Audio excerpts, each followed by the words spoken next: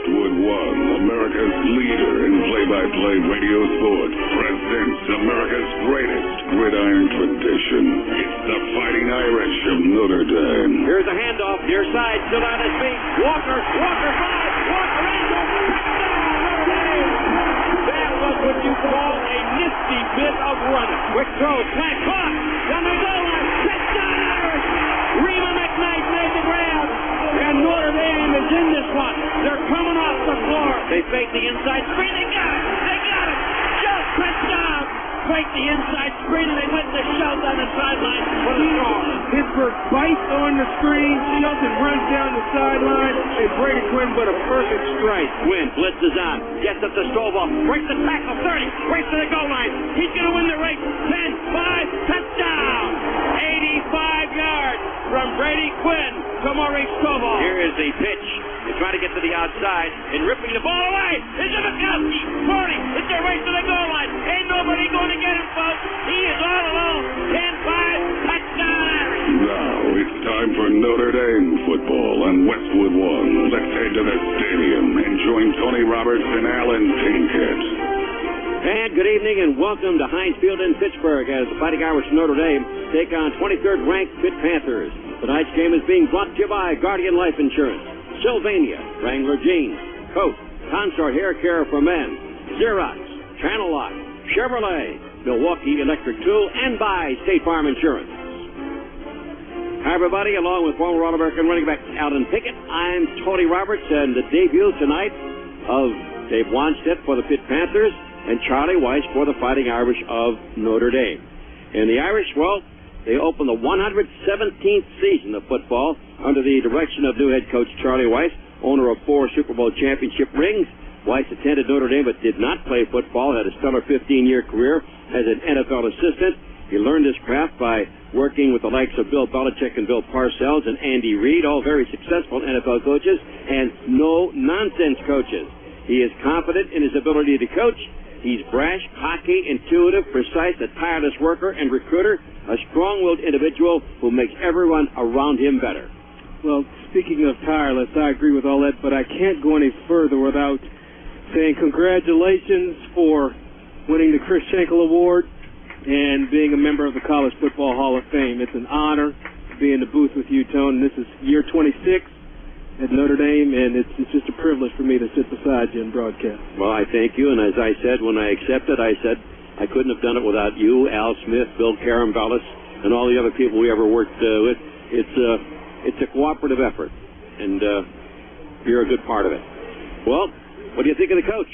Well, I'm real happy with him. I like the no-nonsense part. I do like the fact that he has a track record of winning, and I think it's going to prove to be a great recruiting tool. And all you got to do is look at some of the quotes from some of the former players that had been at Notre Dame. Mark Bavaro says, as far as football goes, he's a bottomless pit of knowledge. And Chris Zorge says, all of a sudden you have a coach telling you that we need nasty players. I kind of got excited. So both of those things appeal to me about Charlie Weis.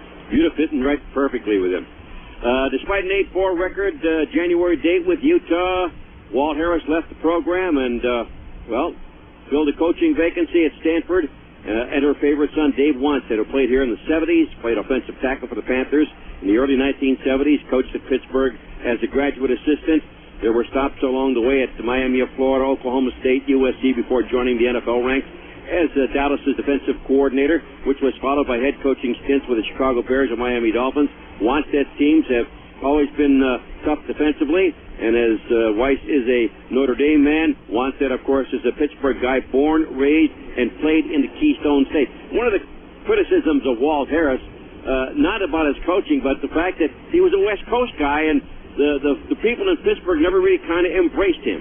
You're right, and Dave Wannstedt is someone who is going to bring back that smash-mouth style of football to Pittsburgh. He's sort of retooled this football team, has a huge offensive line, and all you need to do is look at what he did as a head coach to know what he's going to do with the Pitt Panthers, and that is line up and try to shove the ball down your throat. As we continue with our pregame show, up next, it's the Chevrolet Charlie Weis Report. This is Westwood One's exclusive coverage of Notre Dame football. Welcome back to Notre Dame football. Time now for the Charlie Weis Report. Brought to you by Chevrolet, the official car and truck of Notre Dame Athletics. Here's Westwood One's Chris Castleberry with head coach Charlie Weis. And we are back on our opening broadcast of Notre Dame football 2005 right here on Westwood One. As we're joined by the new head coach for the Irish, Coach Charlie Weis. And, Coach, it's been more than a half a year now since you were hired. But do you still feel like a new coach? I'm sure you're more than ready to get this thing going. No, I'm just ready to play against somebody new. I mean, it's about time. It's been a long time coming, and these players have been hitting each other for a while, so be nice and refreshed to go hit somebody else. Well, Coach, I'm quite sure you want to talk throughout the season in the pregame about your squad specifically, but on the opening night, let's just spend a few moments talking about you and your style of coaching. What brand of football can the Irish faithful expect out of a Charlie Weis coach team? Well, first of all, we have a fairly unique approach in how we look at football because we're a game plan oriented coaching staff. That means we always week by week we have to adapt to who we're playing against so that you could try to minimize their strengths and attack their weaknesses. And I think that it won't be the same thing every week because it'll depend on who we're playing. Well, Coach, the whirlwind surrounding the time you were with the Patriots and taking over for Notre Dame, and then, of course, going back and forth, NFL, South Bend, and so forth, how have you been able to deal with everything that goes along with being the new head coach at Notre Dame? Well, there's only so many hours in a day. I mean, what you just do is you just make sure you're very good at time management and have a plan, and make sure you follow the plan and don't deviate from it, because if not, you'll just be a jack of all trades, master of none. Well, Coach, let's now talk about the squad. 2005 is upon us, an exciting buzz around South Bend and really all over the country as it relates to Notre Dame and you coming in there to take things over. What do you like most about your team so far? I think that the team has taken on the personality of the head coach, and I think that is always the toughest thing for any team in transition. When one coach leaves and another coach comes in, I think learning how to handle the new head coach's personality is always very important. Well, we should ask then the personality of the head coach, Charlie Weis. How would you describe yourself and your personality and how it will reflect in the team? I think I'm a fierce competitor, and I think that's what I expect out of them. I think that if nothing else, I want them mentally prepared and playing hard from wire to wire, and if they do anything other than that, I'd be very disappointed. Much has been talked about regarding your relationship with the Patriots' Tom Brady. Now you've got Brady Quinn. He's certainly a quarterback with a lot of positives. Well, he's got 2 years of playing experience, and he's only a junior, and I think that gives me a fighting chance walking in the door because now all I have to do is kind of tweak with the progress that he's made already, and, he's learned our system very well, and the ball's going to be in his hands, and it's really his show. And Brady Quinn, of course, one of the co-captains. Defensive side of the ball, co-captain linebacker Brandon Hoyt. Tell me about the defense for Notre Dame and maybe touch on the special teams as well. Well, with the defense, I think that obviously everyone knows there's a lot of new faces, but I think you're going to find a lot of guys running to the football. And I think that in Rick's defense, I think that's important for 11 guys to be on the same page running to the football because that's how you play defensive football. And on special teams, we've put a lot of emphasis on special teams here and during training camp. Brian Pullian and Bertie Parmley have done a great job with that, but the bottom line is now it's time to take it to the field, and you're going to see a lot of the frontline guys involved in special teams. It's not just going to be all the backups. Coach, I've heard you say so far since you've been the coach at Notre Dame that at the end of the day, a lot of things go into being a head football coach, but you are a football coach. And I think we know what that means, but coaching college kids versus professionals, what's the biggest difference? Well, to this point, there hasn't been a big difference because until school started, it was a very close similarities because you had them for 16 hours a day. But, once school started last Tuesday, and now all of a sudden it went from 16 hours a day to 20 hours a week, you have to be very, very meticulous in your time management because it isn't an endless time like you had when you're coaching in the NFL. And now the Pitt Panthers ranked 23rd in one poll, 25th in another, at home at Heinz Field. They will certainly bring a stern test to the field tonight. Well, they're very well coached. They have I have a lot of respect for Dave Wannstedt, and Palco's a great quarterback, and Lee's a great receiver, and you got Blades a middle linebacker, and you got a veteran secondary, and you got two good kickers and some good returners. I mean, they pose a whole bunch of problems, but I'd like to think that we're going to pose a whole bunch of problems to them too. Well, Coach, it's now time for the keys to the game, brought to you by Chevrolet. Pick up your keys to a Chevrolet today at a dealer near you. So, Coach, what will be the keys to an Irish victory tonight? Well, I think that the most obvious answer to that question always starts with ball possession. I think you always got to take care of the football, and I think that turnovers are the greatest indicator of which team wins and loses. I think we got to play physical, we got to play smart, okay, and we can't get too enamored with the crowd. We just got to go out there and play sound fundamental football and play for 60 minutes, and I think that if we take care of the football and play sound fundamental football, I think we'll be happy at the end of the game. Coach, all of us at Westwood One very much looking forward to working with you throughout the season and watching your team out there in the field. Good luck. Well, thank you very much. Welcome back to our Notre Dame football pregame show on Westwood One. As we work our way toward kickoff, it's time now once again to check in with our Al Wester, who each week takes us back into the storied history of Fighting Irish football. Today we go deep into the archive vault, all the way back to the Knute Rockne years, when he had a special player suiting up for his Irish squad. He never played football in high school. He came to Notre Dame to play baseball. But on the gridiron, he became Notre Dame's first All-American player. Knute Rockne discovered George Gipp in the spring of 1917. Gipp had it all. He could run, he could pass, he could punt. And in 4 seasons, he led the Irish to 27 victories. Turn back the clock now to November 20th, 1920. George Gipp was playing his last game. For the 20,000 fans on hand here this afternoon at Evanston Field, the fourth period is just getting underway with Notre Dame leading Northwestern. Now the fans are standing and cheering. Halfback George Gipp comes off of the Notre Dame bench for the first time today. The great Irish star has been ill. The reports were that he would not play at all today. Apparently, he has talked the coaches into it, and Gipp comes onto the playing field. Here's a young man who can do it all. He runs, passes, kicks. Gipp has the ball, fakes back to pass, looks downfield. He puts a long one in at the Wildcat 10, and Kiley scores. Gipp to Roger Kiley for 40 yards, and the Irish lead Northwestern 27-7. On their next offensive series, George Gipp returned to lead the Irish. Late in the fourth quarter, the Irish lead Northwestern 27-7. I have a note here from the bench regarding halfback George Gipp. I was right. It was Gipp who talked Coach Rockne into letting him play in this final period. Gipp has had problems with a sore throat. Rockne would like to have him ready for Michigan State next week on Thanksgiving afternoon. That'll be the last game of the year, and it could mean an unbeaten season. All right, here's a snap. Gipp is back to throw again. He fires one into the end zone. This was to be George Gipp's last football game. From a strep throat, the great Notre Dame halfback died from complications on December 14th at the age of 25. On his deathbed, George Gipp made a plea that would become famous in the sports world.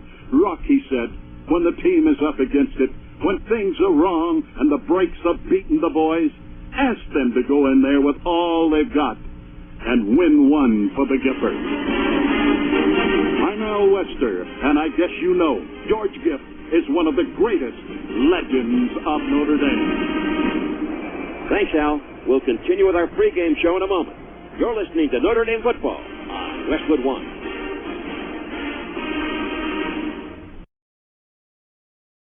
Tony Roberts along with Alden Pickett, and Alden, Pittsburgh won the toss, and no doubt they were going to ask to get the football because they haven't forgotten what they did last year. They trashed Notre Dame, especially passing. Final score was 41-38 on a field goal by Cummings in the very last seconds of the ball game.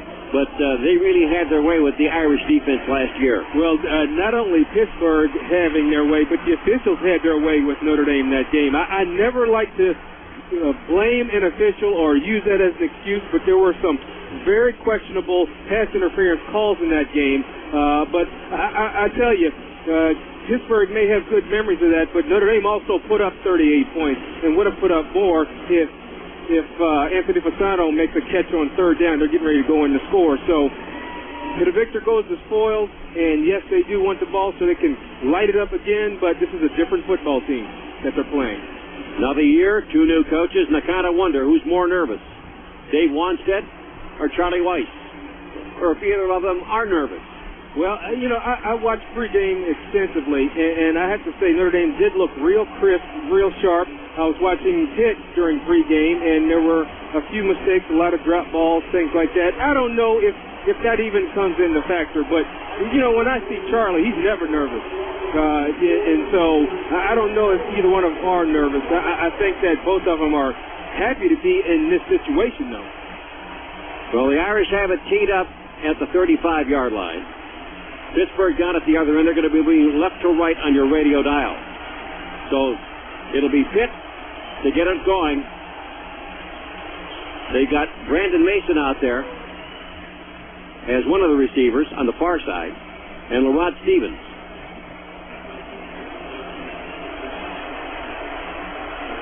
They're standing around the goal line. Joya will be kicking off for Notre Dame to try to take some of the wear and tear off the leg of D.J. Fitzpatrick. Joya's been kicking very well in practice this week. And Charlie Berry says the kicking team is much improved. The Irish season is underway. The kick comes down near side. Taken out about the 5. Back to the 10. Gets up to the 15, the 20. Breaks the tackle. Gets to the 25. And is spun down and knocked down at about the 26-yard line. One of the things that Charlie Weis did not like, one of the things he said about the Notre Dame teams as he watched them, he told the special teamers they were just awful last year. Well, and they had to improve. They were. And, I talked to Charlie about that. And not for him to criticize, but the players get a chance to watch the film. And so they know by watching the film. And he said that every player is the best at his position. Doesn't matter if he starts on offense, defense, special teams become very important. Tyler Palco sends his receiver out to the far side.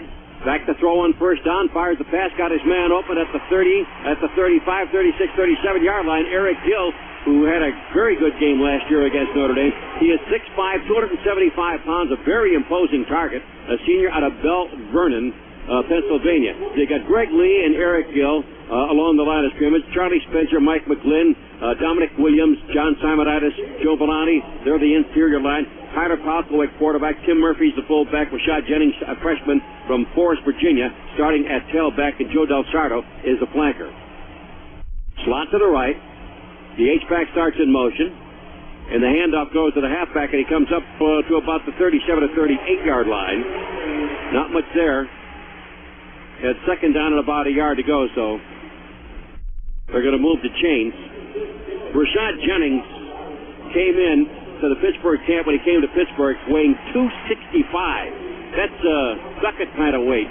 Yeah, and he's lost 30 pounds. Lost 30 pounds, and he is the type of back that Wannstedt prefers, somebody that can just hammer it. So now it is first down and 10 after the short gain at the 39-yard line. Let's call it the 40. Double wide out, one back set. Palco back to throw, under pressure, eludes the pressure. Comes onto the near side, and what have we got called here? Well, somebody must have blown the play dead. Well, Pitt guy on the end of the line jumped. I got the yips already. Big pressure coming from the left side. The Irish have Victor Abiramiri, Trevor Laws, Derek Landry, Chris Fromm along the line of scrimmage, the 4-man front. Now they're going to say Notre Dame drew them offside. So it'll be a 5-yard penalty against the Irish.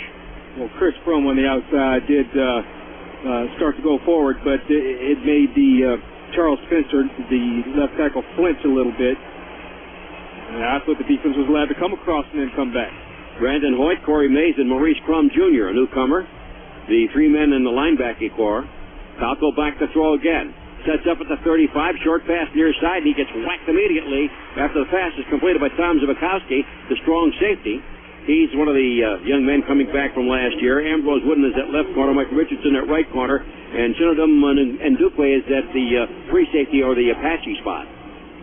Yeah, and Tom Zbikowski that time, a great job closing on the football. If they're going to throw it, then you got to make them pay when they catch it. It may not make a difference in the first quarter, but in the fourth quarter, some of those balls get dropped. 5-yard penalty and the 4-yard gain on the pass play. make it second down and about a yard to go for a first down. Again, the one-back set. Falco turns around, hands it off, and did they get the first down? Had to get to the 50-yard line. And let's see if they move the chains again. Yep, they're going to move the chains, got the yard. Rashad Jennings getting the yard. He is starting ahead of sophomore Brandon Mason and another freshman, LaRod Stevens. Well, the run defense so far from Notre Dame has been impressive, but Pitt only had to get a yard to keep the chains moving. First and 10 at midfield for the Pitt Panthers. Opening series of the game. Del Sardo, the flanker, comes out to the right. Lee is wide to the left. Hand off to Jenkins. Jennings goes to the outside, and he gets hit, breaks the tackle, and he tackles takes another man with him all the way down to the 40-yard line. Good hard run by Rashad Jennings. And Tone, that's the benefit of having all that extra weight and size, is that when a smaller defensive back comes up to grab you around the leg, you can just run right through that, or you can just lean going downhill when you have leverage and run right through the tackle. That time Ambrose wouldn't, just getting the shoulder on, but that's not enough on this big back Rashad Jennings. Rashad Jennings, a true freshman. Played down at Lynchburg High School. Second down, a yard to go, and it's always been second and short for the Pitt Panthers in this game. Hand off to Jennings. Did he get back to the line of scrimmage? He's pushed back. It's going to be pretty close. Has to get inside the 40, probably to about the 39.5-yard line, and I don't think he made it. He got to the 40.5-yard line, so it's going to be third down and about a half yard to go. Played at Lynchburg Christian Academy, two-time first-team All-Virginia Division II. Played tailback and linebacker. Scored 56 touchdowns in the 2 seasons he played there. I'd like to say a lot of your good backs come out of Virginia. Yes, especially one out of Sterling. Right? That's right. Alan Pinkett, number 20. Third down, quarterback sneak by Tyler Palco. Does he get the yard? Tyler Palco, good size, 6'2", 220 pounds, a junior from Imperial, Pennsylvania. And I believe they will move the chains once again. And Tyler actually had the last half of the year, his last 6 games, he averaged 303 yards a game through 17 touchdowns to 2 interceptions. He just all of a sudden found it and rode that wave of momentum all the way to the Fiesta Bowl. The offensive MVP and captain in his first year as a starter. That was last year at Tyler Falco. Gets him the first down. 3 first downs in this drive for the Pitt Panthers. Falco play action fake going long. Down the middle. Got a receiver. Catch is made. Touchdown Pittsburgh. Nice grab out there by Greg Lee. Well, I tell you, it was a very good route. Mike Richardson was on the coverage, and Greg Lee actually turns him around to create the separation, and the safeties were up taking the play fake. So that's how Greg Lee's able to get behind everybody, and Tyler Palco with a very nice throw and catch for the touchdown. So Pitt scores first on a pass from Palco to Greg Lee, their leading receiver. The snap, the spot, the kick is up. It's good. And the Panthers are out in front by a score of 7-0. This is Westwood One's exclusive coverage of Notre Dame football. A 79-yard drive, makes that a 73-yard drive. It took 8 plays, the last 39 from Palco to Lee. Join Westwood One in helping the rescue efforts in the aftermath of Hurricane Katrina. Call the American Red Cross at 1-800-HELP-NOW or log on to www.redcross.org and make your donation today. Well, Greg Lee led Pitt in receptions with 68 last year, and he's been an outstanding receiver for the Pitt Panthers, just one of many outstanding receivers. Led the Big East in receiving yards per game, averaging 108, and he ranked 6th in the country in that category. He's one of 5 guys in Pitt history to eclipse 1,000 yards receiving. So another in the long line of great receivers coming out of Pittsburgh. You know, you got Larry Fitzgerald, Antonio Bryant. So they've built a tradition here of having great receivers. And that makes it good on the recruiting side, too. So the Irish will see what they can do. as you have Adam Grissel doing the kicking off for the Pittsburgh Panthers. Looks like Brandon Harris is on the near side. And Brandon, who's a freshman. Yeah. You know, a lot of freshmen have really stepped up in this fall camp. Of course, Charlie said, if you're good enough, you're going to play. Everybody was on the same footing. And Justin Hoskins over on the far. Here's the kick high, and it'll come down short. Harris on the run near the sideline. Gets back to the 15, gets to the 20, finds a little opening, sneaks through, gets up to about the 23-yard line. So it'll be first down and 10 for Notre Dame at its own 23. It'll be interesting to see how Charlie attacks the defense. You know, he always tries to find out what the weakness is and exploit it. And it's not that he has a huge playbook. It's just they switch the formations up and run basically the same plays. So here come the Irish now with Brady Quinn at quarterback, Darius Walker the lone setback. You have a double tight end. You have the man Samardzija in there. He comes out to the right side. Brady Quinn on a roll, looks, may run, gets to the 25 and steps out of bounds in front of the Pitt bench over on the far side, somewhere around the 27 or 28-yard line. That's one thing we did not see Brady Quinn do early on in the campaign. Matter of fact, most of the yards he gained last year, he gained in games 10, 11, and 12. The last 3 games were the only times that he really ran with the football and had plus yardage to show for it. And that was the time that they turned him loose and let him run. And that way he had a two-way go. He had just Samardzija in the flat, and then he sent Jeff Carlson deep and just had a nice free run. Gain of about 7. It'll be second down and 3. Here's the handoff to Walker. Walker looking for some running room. Cuts back, looking for an opening. Moves straight ahead, gets past the 30-yard line up to about the 31 or 32. Very close to a first down. Good bit of running by Darius Walker because he saw he wasn't going to be able to get to the outside, so he just made a straight line on a sharp cut to about the 31-yard line. It's about a half a yard short of a first down. And he did a good job of hiding behind that massive offensive line to let the flow clear in front of his face and then find his hole and then burst. Ryan Harris, Dan Santucci, Bob Morton, Dan Stevenson, Mark LaVore from tackle to tackle for Notre Dame. Hand off to Walker. Walker finds a little hole, squirts through. Did he get the first down? The Pitt coaches on the near side say no. The linesman got the marker right around the 32-yard line. And let's see if we get a measurement here or a first down call. What's it going to be? Well, we got the referee. They're going to bring the chains in. Well, Notre Dame's already put in their new personnel for offense. So they'll get a little bit of a breather. But I think those third and shorts are the opportunities that Notre Dame will have an opportunity to assert itself in terms of what type of mentality they're going to bring to this game. Dennis Lipsky is the referee. First down, Notre Dame. This crew is from the Big Ten. I don't think that Dave Wannstedt didn't pull out all the stops. He had Jimbo Covert, Mike Ditka, Chris Dolman, Tony Dorsett, Bill Frelick, Sean Gilbert, Randy Holloway, Bill Moss, Dan Marino, all All-Americans who played at Pittsburgh on the field during the pregame introductions. Well, fortunately, they can't suit up. Don't have to play against them. First and 10 at the 32-yard line. Offset I with a fullback offset to the left. Handoff to Walker. Walker up the middle. Powers his way past the 35 and drives all the way up to about the 38 or 39-yard line. Good straight-ahead run by Darius Walker, the 5'10", 208-pound sophomore out of Lawrenceville, Georgia. He had his breakout game after not playing against Brigham Young. He had his breakout game against Michigan where he gained 115 yards on 31 carries from the second quarter on. But there's a penalty marker on the play. Offside for 10. That's a 5-yard penalty. First down. So they're going to take the 5-yard penalty.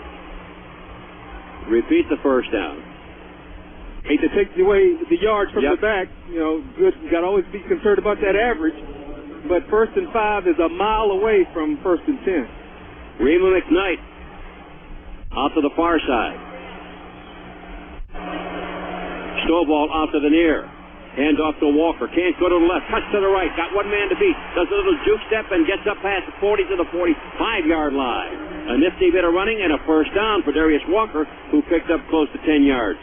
Good instincts. I know Mike Haywood, offensive coordinator, when he sees that on film, is going to cringe a little bit because he wants Darius to make one move and then go. But Darius just improvised a little bit. He saw the entire defense collapse on him. He still wasn't touched, and he just reversed his field, came back outside. And anytime you get one-on-one with a DB in the open field, that's what you look for. Samardzija goes wide to the right.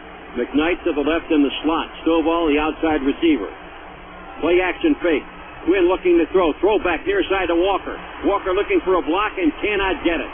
He had a man out there but could not get the block off of from Bob Morton. Bob Morton was out there, but he couldn't get the block, and that slowed Darius Walker down. It should have been a much bigger play than it was. Later on, we're going to tell you about tonight's best catch. The grip of the game brought to you by Channel Lock Pliers. Well, the Get a grip. The guy who made the tackle was H.B. Blaze, the leading tackler in 2004 for Pitt, who really is a great job of pursuing to the ball. Played outside linebacker last year, and now in that middle has a free run. Has some good bloodlines as well. His dad is Benny Blaze. Quick throw near side. Nice grab by Walker. That's a 50. Pittsburgh territory down the sideline. 40. Down to the 35. Got a convoy of blockers. He's inside the 20. The 15 to 10. Touchdown Irish. What a job by Darius Walker. He picked that pass off his shoe tops, cut to the outside in front of the Notre Dame bench, skirted the sideline, picked up about 4 blockers and went in. 51 yards for the score. 78-yard drive, and the Irish answer Pittsburgh with a 78-yard drive of their own. And I tell you, Brady Quinn was lucky to get that ball out, had a lot of pressure, and Darius with a very nice catch, tough catch, like you said, had to pick it up off of his shoelaces, but then a convoy of blockers and a good job of using his blockers, not running past his blockers so he could walk into the end zone. High snap spot, take up. This game is tied at 7.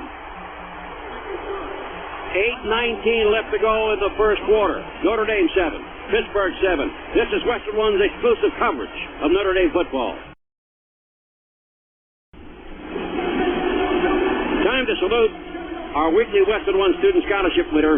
Each game this season, Westwood One will donate $2,000 to the General Scholarship Fund at the University of Notre Dame in the name of a deserving student. This week's recipient, Stephen Barbera, sophomore from Somerset, Pennsylvania, who's enrolled in the College of Arts and Letters. Congratulations to Stephen Barbera from all of us at Westwood One. And Alan, that's the longest pass play in the young career of Darius Walker. His previous long was 22. That one's 51.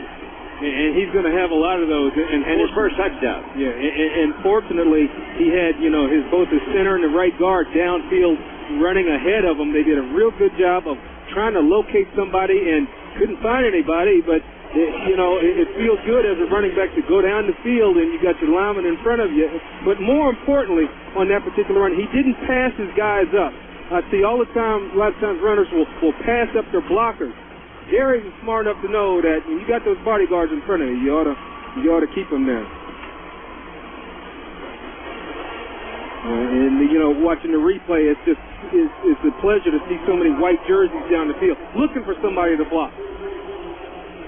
So now the Irish will kick off. Notre Dame has tied it. Each team scoring on a pass. Kicked down to the far side, taken at about the 10-yard line, between the hash marks, up to around the 20, and not so far this time, maybe as far as the 23. Marcus Furman, who played quite a bit last year and has been relegated to maybe second and third string in some categories in the Pittsburgh lineup. And that kind of thing happens when a new coach comes in. He wants to get his guys in. Yeah. This freshman, Rashad Jennings, he was just the best one there with all that weight and his ability to run. And so Marcus Furman, being a good citizen, just running back to kickoff. But he's still there, and he's always going to be a threat. Slot to the left, Talco rolls to the left, throws the ball on the run. Catch is made over on the far side, right around the 30, 31-yard line. That'll be a gain of about probably 5 or 6 yards. Nice grab made by Joe Del Sardo. He's a little guy, 5'8", 185 pounds, a junior from Pittsburgh, Pennsylvania. And one of the things that Dave Wannstedt really wants to do is keep the Pennsylvania players in the state of Pennsylvania. Well, Joe Paterno had the same idea, but sometimes they just get away. They do, but Wannstedt trying to build that fence around Pennsylvania to keep them here. Second down, about 3 to go. Hand off to Jennings, and he's not going anywhere. It's the middle of that line, and he gets leveled. The Irish put the stop on that run. Notre Dame's run defense last year was outstanding. 4th in the country, I believe. Yeah, 88 yards a game average. And even though there's 3 returning starters on this defense, one thing Notre Dame can always pride itself on is run defense. They get after the football. I don't care who they put in there. And most teams sort of concede the fact that they can't run. Now, Pitt's not going to do that. They got a huge offensive line, and Wannstedt's personality is trying to run the football. Slot to the right. 1 back set. Man comes in motion to the near side. 3 wide receivers to the right. Under pressure, Falco looking to throw and throws it away. Threw it right into the Pitt bench. Much to the joy of the Irish band in the end zone off to our right. Trevor Laws with a big rush on the play. Notre Dame does not have a lot in the way of stats when you look at their secondary. They only have 2 interceptions among the people out there. They only have a minimum amount of sacks. I mean, Abiyamiri had 3 last year, and that's the most of all the players coming back. Well, no interceptions in the secondary the last 8 games. A total of 9 interceptions total. One thing they definitely need to work on. And Adam Grasso punts, and the ball continues to roll inside the 20 and rolls right out of bounds, right about the 20-yard line. So the Irish will get the ball first down and 10 at the 20. A better second series defensively than the first, Alan. Our score is 7-7. You're listening to exclusive coverage of Notre Dame football on Westwood One.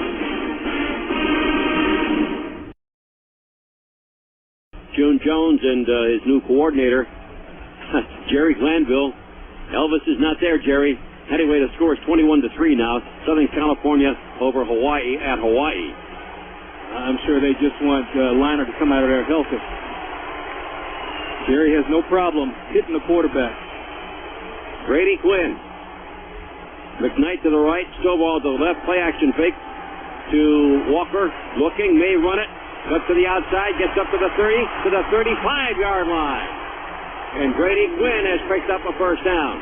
And again, a nice block by Darius Walker, but again we see Brady Quinn doing what he didn't do the first 9 games a year ago, whether it was by design or his own choice. Right, and that time the play was intended for Rima McKnight, but he got bumped along the way, got knocked off his route, and the defense just stayed back, and so he took advantage of the open field. And Brady's gained about 6 or 7 pounds.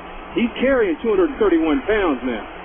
From the 35-yard line, throw to the far side. The pass is caught by Anthony Pisano, and Pisano is out of bounds somewhere around the 42-yard line.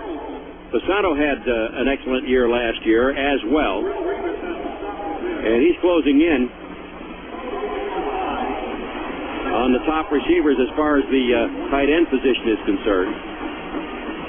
He gets about 6 yards on that play. It'll be second down and 4. Well, Sporting News ranks him as the number 1 best hands on third down recipient. That catch gives him a 9-game receiving streak. Quinn on the handoff. It goes to Walker. Walker looking, trying to thread his way, and can't get away from anybody, and barely gets back to the line of scrimmage. Maybe got 1 or maybe none at all. Well, Darius does a good job of just picking his way. He has some of the most impressive 1- and 2-yard gains because a lot of times he's escaping from stuff that he should be caught in the backfield. But he has such good vision and real strong legs that he always keeps moving so that he can run for those tackles and at least get it back to the line of scrimmage. Third down and 4 to go for the Irish. McKnight from flanker left in motion to the right. Rolling right. Looking to throw. Pass is intercepted. Picked off by Pittsburgh at about the 45-yard line. And coming back at the 45. Nice job by the corner out there to make the grab. And that pass went right to the Pitt defender, and there was wasn't anywhere near the Notre Dame receiver. Well, what happened was Darrell Rivas was playing the short flat, and then he just drifted back into the lane where Maurice Stovall was intended to catch the pass. So Brady didn't spot Darrell Rivas, because he's playing two zones, the short zone and the back zone. But a good corner is going to try and bait the quarterback into thinking, hey, you can throw it to that lane in the back and then drop back, and that's what Gerald Reeves did. First down and 10 for Pittsburgh at their own 47-yard line. Falco hands it off. And Jennings trying to sneak on through, but he's finally grabbed and pushed back. I tell you, Notre Dame's doing a good job of handling that line. I mean, the lightest guy on that Pittsburgh line is 300 pounds. But, you know, they can be big stiffs, too. Matter of fact, their offensive line weighs about 305, and the backup unit weighs right around 300. There's not much difference. Something to be said for leverage. And, you know, with Trevor Laws down there, who has a 46-0 as a wrestler, he understands what leverage is. Second down and long, 8 to go. Handoff, penetration in the backfield, and still getting away and getting upfield. Nice job. Up past the 50 into Notre Dame territory, down around the 48-yard line. Got to say one thing. The Pitt backs are hard runners. They run very, very hard. And the thing you do as a running back, if somebody flashes in your face in the backfield, you just got to realize that they're out of control, you're not, so you can just make one step and get upfield. And that time, that was Raymond Kirkley. And you know, Kirkley at one time was the first stringer, and now he's the number 4 running back on the depth chart. Yeah. I guess you can never have too many backs. 17 interceptions by Pitt last year, were the most in the Big East. They had some ball hawks. And now time has been called. Pittsburgh calling time. We've got a break in the action with the score tied at 7. You're listening to exclusive coverage of Notre Dame football on Westwood One.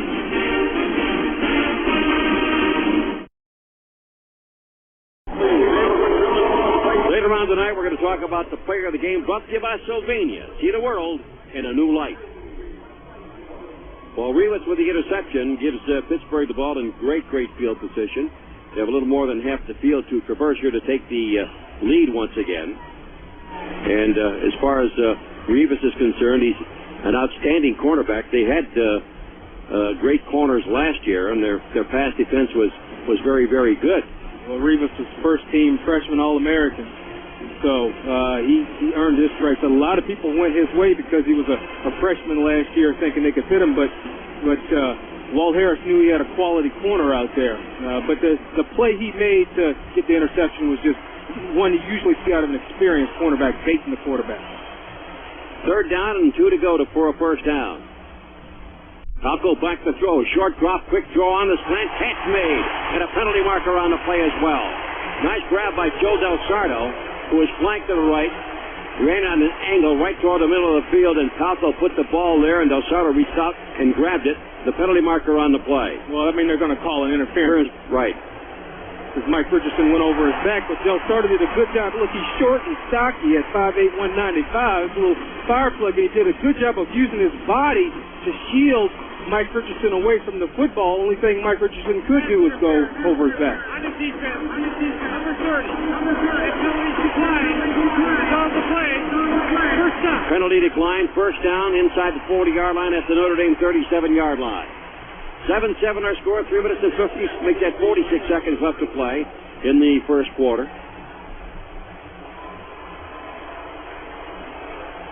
Wideouts on both sides. One back set.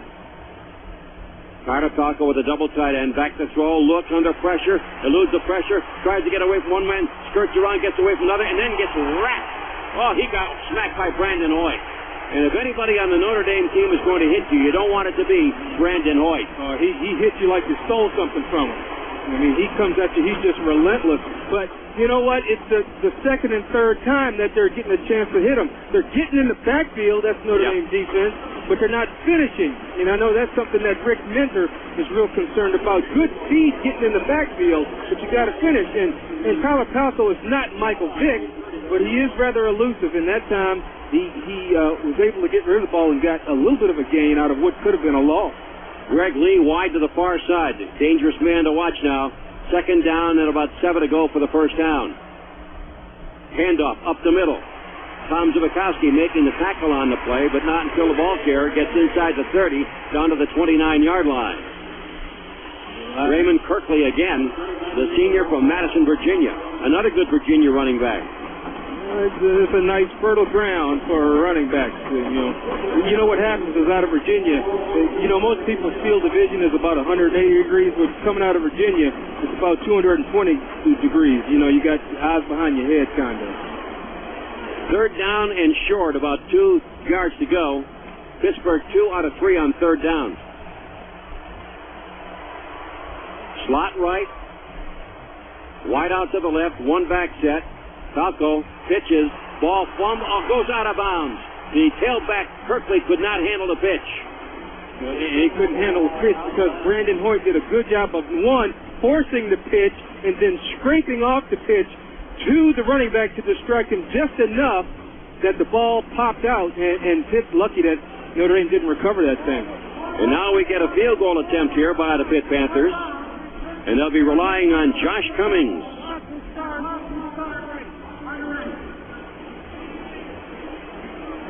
Cummings, 18 out of 27 a year ago. His longest was a 47-yarder against Rutgers. He's kicked at least one field goal every game, except in the Fiesta Bowl against Utah. He missed from 48 and 42 yards.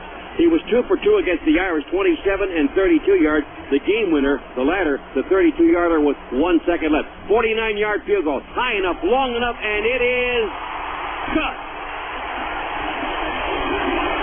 He had a lot of leg on that too, Tom.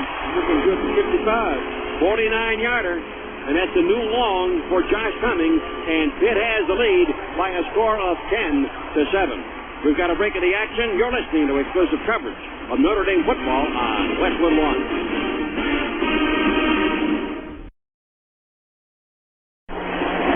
Tony Roberts along with Alan Pickett, so Pittsburgh has regained the lead, and Charlie Weis talked about this at the pregame show when he talked to Chris Castleberry, when he asked about keys to the game. Who protects the football? That's right. That's my rule. A reminder that for every touchdown scored inside the red zone, Milwaukee Tool will make a donation to Habitat for Humanity. Milwaukee Electric Tool, nothing but heavy duty.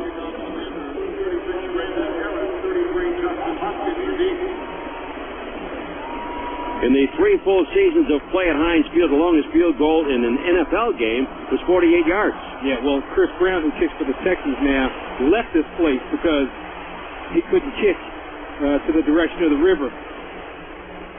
Well, right now that ball goes out of bounds. The kickoff by the Pitt Panthers, and so it'll come out to the 35-yard line. So the Irish will have decent field position there. And sometimes you can get a little too cute. They're trying to kick the thing in the corner, and they end up kicking it out of bounds. And so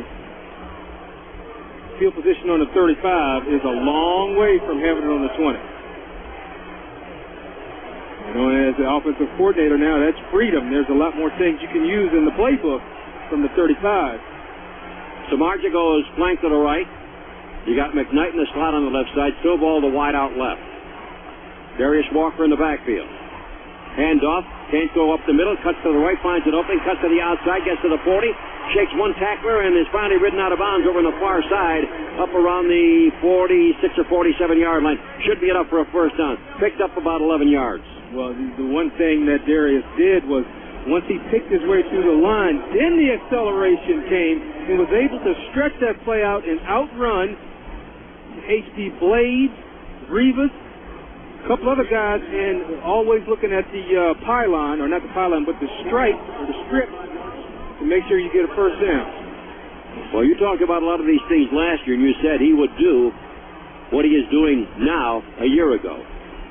Yeah, and it's just anytime you get a chance to play as a freshman, the game gets so much easier as a sophomore. Double flanker. McKnight right, Stovall left, play action fake on the flanker reverse. Look, throw near side. It's McKnight, 50 down to the sideline, 40, 30, still on his feet, almost broke the tackle, got inside the 30, goes down at the 27-yard line. Very nicely designed play. 27 yards. And a good play call, not necessarily a gadget play because it was a fake reverse. Brady Quinn's looking downfield, and Pittsburgh never acknowledged the fake on the reverse. So Rima McKnight is sitting out on the wide side of the field all by himself, runs about 30 yards, or even gets met by a Pittsburgh defender. So it's a first down for the Irish. They're down at the 28-yard line of Pittsburgh. Man in motion to the near side is Rashawn Powers-Neal. And the pass is incomplete.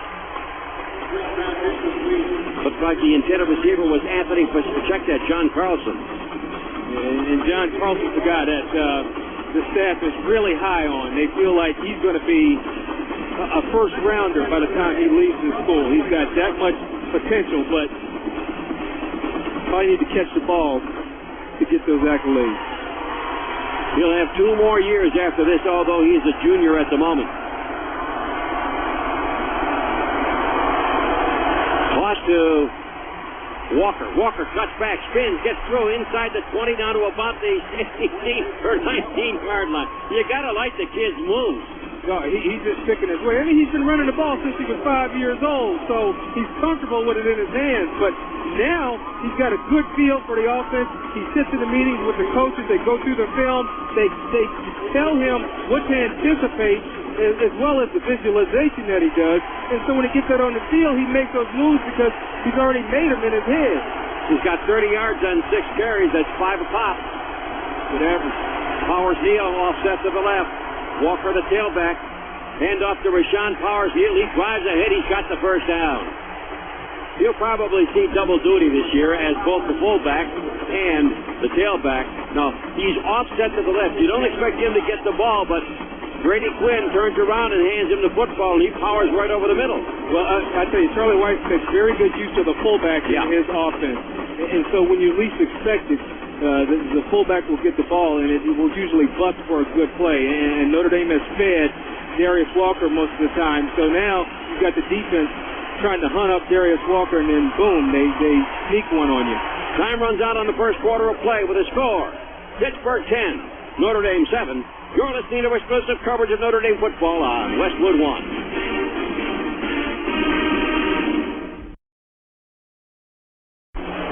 The Irish own the statistical edge, 146 total yards, 58 on the ground, 88 passing, to Pitt's 27 rushing, 68 through the year. Pitt has 95 yards, but that one interception turned out to be a 3-pointer for the Pitt Panthers. They couldn't score the touchdown, so they settled for a 49-yard field goal by Josh Cummings, a record for him, and they have the lead here by a score of 10-7. No panic on Notre Dame's part. They just get the ball back, drive right down now, sit in the red zone. It's first down and 10 for Notre Dame at the 14-yard line of the Pitt Panthers. Quinn drops back to throw. Dumps the pass off near side. Walker's got it. Can't find any running room. Tries to get what he can, and he'll lose perhaps about 4 or 5 yards. Yeah, and because the ball was high and Darius had to fumble with it, it messed up the timing on the play, and that allowed the defensive Pitt to get in the backfield and cause Notre Dame to lose some yards. In fact, lost 3 on that play. So it'll be second down and about 13 to go for a first down. Marcus Freeman is coming to the game, a senior out of St. Paul, Minnesota, as a tight end. He lines up on the right side on the right hip of John Carlson, the other tight end. Anthony Fasano is also in there. Handoff goes to Walker. No. Keeping it. Brady Quinn's going to run 20 down to the 15, still on his feet. Dives forward, gets down to the 10. Picks up what they lost at about 5 or so more. So they got it down to the 10. Now it's going to be third down and still about 6 yards to go for a first down. And a Pitt Panther has been shaken up on the play. Quinn with 3 carries, a total of 30 yards. He's averaging 10 yards per run. And, you know, he's doing it as a result of going through his progression and seeing that nobody's open. That time, Pitt put everybody in the end zone. So Fasano was the guy who was the intended target, running a corner route. But there were 3 guys around him, which left all that open field for Brady Quinn. Brady, so far in his career at Notre Dame, has thrown 26 touchdown passes. Make that 27, and 26 interceptions. Well, the Pitt Panther was shaken up on the play. Comes off the field under his own power. That's Chris McCullough. He's a 6'3", 245-pound sophomore defensive end from Export, Pennsylvania.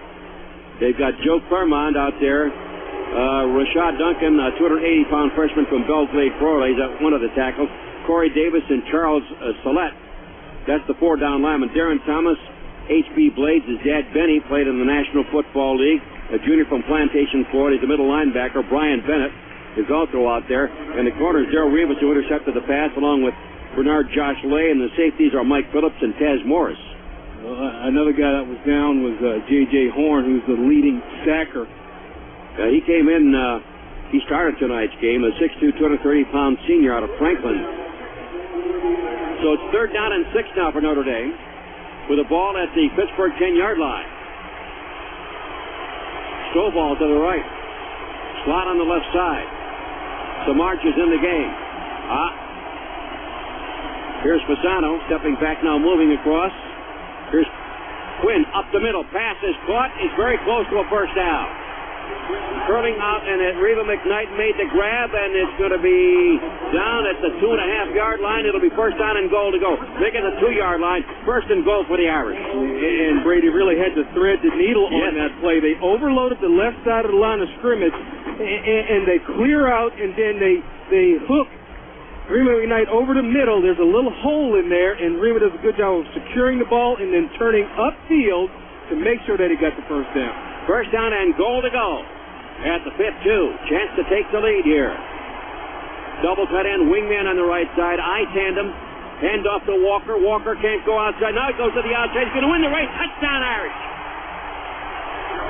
He stopped for just a brief second, and he froze the defense for a moment because they thought he was going to cut back, and then he put it in another gear and raced to the end zone untouched. Yeah, and I tell you, he's got a great block from Asaph Swap, who's a freshman, who's a low 6 feet, 250 pounds. But Darius, the reason he can go outside like that is because he's been gashing him up the middle, so the defense has to respect the fact that he's going to run it up the middle. He freezes him, then bounces it outside. So for the first time in 2005, the Irish have the lead. The kick is up, and it is good. And Notre Dame has taken a 14-10 lead with 13:07 showing on the clock in the second quarter. This is Westwood One's exclusive coverage of Notre Dame football. While we have a moment, we'd like to tell you about the Hannah and Friends nonprofit foundation founded by Maura and Charlie Weis in honor of their daughter Hannah. Hannah and Friends is dedicated to improving the lives of children and young adults affected by autism and global delays. Now, we encourage the Irish faithful to go to www.hannahandfriends.org. That's www.hannahandfriends.org and show their support today. Together, we can make a difference. I actually have the gold wristband that they sell on campus in the bookstore. And we had a chance to meet Mrs. Weis at the spring game. What a lovely lady. Yeah, and you know, terrific lady. You understand why Coach Weis can be as focused as he is, because you've got to have some strength at home too. Amen. We're talking about Asaph Swap. They say this guy is really chiseled. Like he's cut out of stone. Yes. But the other thing, he brings the wood too. You know, he doesn't close his eyes when he hits somebody because he wants to see what he's hitting. And I mean, it's an excellent prospect. You know, Asaph was the Gatorade Player of the Year in Connecticut at the fullback position. So he. Well, it's nice to see Charlie Weis integrate the fullback back into the offense. For those poor guys have done nothing but block for a long, long time. Here's the kick. It comes down high and is very short, and is taken in. As soon as the ball was grabbed, the Pitt Panther looked up, and there was a Notre Dame special teamer all over his case. That was Jamil Brady, a defensive back who took the high kick, and I think he got surprised a little bit, but nonetheless he held on, and that kick is going to give Pitt very good field position at the 37-yard line. He's lucky because the ball could have been shaken loose from him. He can fair catch it. He can fair catch this thing. Okay, we see tight end left, slot to the right, I tandem. Quick toss out to the far side. That's Stevens. LaRod past the 40 and is brought to a stop and then pushed back and shoved all the way back to the original line of scrimmage. Well, Charlie Weis talked to Chris Castleberry about defense and players flying to the football. Well, and Notre Dame's doing a good job of that. And this is the fourth tailback we've seen carry the football. LaRod Stevens is a freshman, true freshman, who I like his size, 5'7", 165. He has a little more flavor, the scat back type of quality. He can get to the corner real fast. Slot to the left side, offset eye for Pitt. Falco sends his fullback in motion, drops back to throw, looks, fires the pass out to the far side, and the catch is made by the halfback who drifted out there, Rod Stevens, but that didn't fool the Irish defenders. They stayed right with it, and the gain is minimal, maybe a yard at the most, Talon. Well, Brandon Hoyt was the one responsible for the back coming out of the backfield. That's the one area I think he really needed improvement in was pass coverage. And that time he was out there, Johnny, on the spot, as soon as the ball was delivered, to deliver the blow. Chris Fromm is going out of the ball game, as is Brian Bidash. Notre Dame will substitute very liberally this year. The idea is to keep the players fresh. Four-man front for the Irish. Falco dropping back, deep drop, under pressure, eludes the pressure again, and then gets hit and knocked down at about the 40-yard line. I think the ball came loose. Maybe the Irish came up with a football. Let's use got it. Yes, Notre Dame recovered.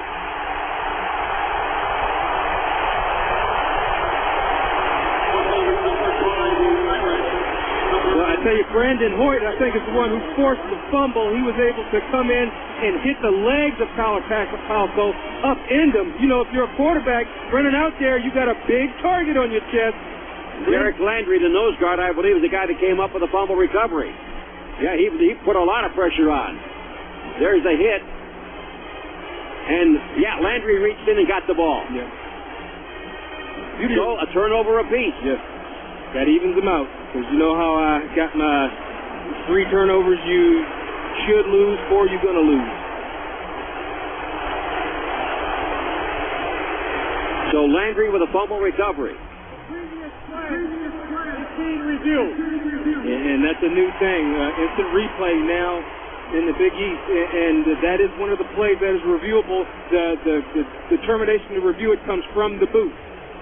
While they check the video replay, we're going to remind you that you can replay whatever you want and control live TV as well.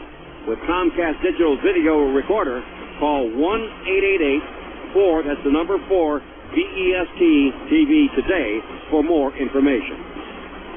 You know, and watching the replay, Tone, I think what they're going to try and say is the ball hit the ground and then came out. But watching the replay, the quarterback loses control on his way down to the ground. You have to look at the wide-angle view of it. And I know our listeners can't look at any replay, but I have the benefit of looking at it. That ball should be out. But at least with the replay, they can get it right. Hopefully get it right. Hey, you know, we have to say something about Brandon Harris, who is from New Orleans. But his folks were smart enough, when they heard the storm warning, they left and went to Shreveport, Louisiana. And here's a kid that, for a little while, playing football, going to school, and worrying about his family all at the same time the week before the Pitt game, which is really immaterial when you consider all the other things. But still, his folks are okay. Yeah. He probably doesn't have a house because where he lived, supposedly the levee broke there, and whatever they had in the way of material things all floating down the river somewhere. Well, they have their life, and that's probably exactly. The 17th Street levee. And this kid is a great musician. Plays the violin, plays the trombone, I forget what other, he plays the piano. He's a composer. He wants to compose for Hollywood, for movies. Okay. Well, I mean, that's a good example of means to an end. Let the football pay for all that. And he runs a 4.40. Okay? That's not bad either. Yeah, some people get everything. And that's why he's on the kickoff team. There is indisputable video evidence that shows that the runner is down. The ball will go back to Pittsburgh, 4th down, and 1. Well, I guess I'm looking at the wrong film because when he hits the ground, the ball is on its way out. So I guess it's the opinion of the people in the booth that watch it. But, you know, Notre Dame's going to get the ball back anyway because they didn't make the first down. So Tommy Zibikowski is going to get a chance to return one. Alan? I mean, he's good speed. And he can fight. He's a good boxer. Yeah, and you know the thing I like about he can punch his way through. Yeah. Well, the thing I like about the fact that he's a boxer is he doesn't close his eyes. You know, so he's got real good ability to focus in, which, you know, when that ball is coming down on the punt return and you got people around you hollering and screaming and legs and arms flying all over the place, your ability to focus is key. Adam Grissel. He's from Dublin, Ohio. Went to the same school as Brady Quinn. First punt was a 51-yarder. Ranked 13th in the country last year, averaged better than 43 yards a punt. 60 times with a career-long 79-yarder against Boston College. High punt. Zibikowski underneath it. Takes it out about the 12. Gets it up to the 20, breaks the tackle, gets up past the 30, puts his head down and still fights his way. Hey, he's past the 30, all the way up to the 34, 35-yard line.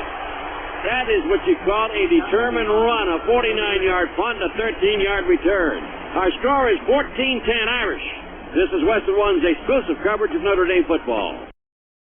While we have a moment, Westwood One would like to acknowledge the University of Notre Dame Athletics Department and its team Notre Dame sponsors, Adidas, Chase, Coca-Cola, Sirius Satellite Radio, Comcast, McDonald's, Gatorade, and Xerox. And the other part of that story with Brandon Harris is his mother is still down there because she's a nurse. And she told the family, you go, I'll stay. She's not getting any sleep.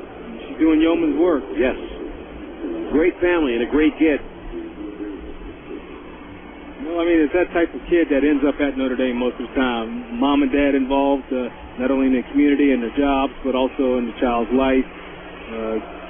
Kid's a long thinker, understand that football is what they do, not who they are. Football is a means to an end. Yeah, you want to play professional football, but let's go ahead and get an education in the process. So here come the Irish. Up by 4. Top of the second quarter. We understand that Tyler Palco injured his non-throwing hand. Brady Quinn back to throw. Over the middle. Rifles one to Fasano. Makes the grab at about the 46 or 47-yard line. It'll be a first down. They'll move the chains. And good job of play action that time. Brady Quinn, you know, with Darius Walker having the success he's having in the backfield, the defense now has to respect that.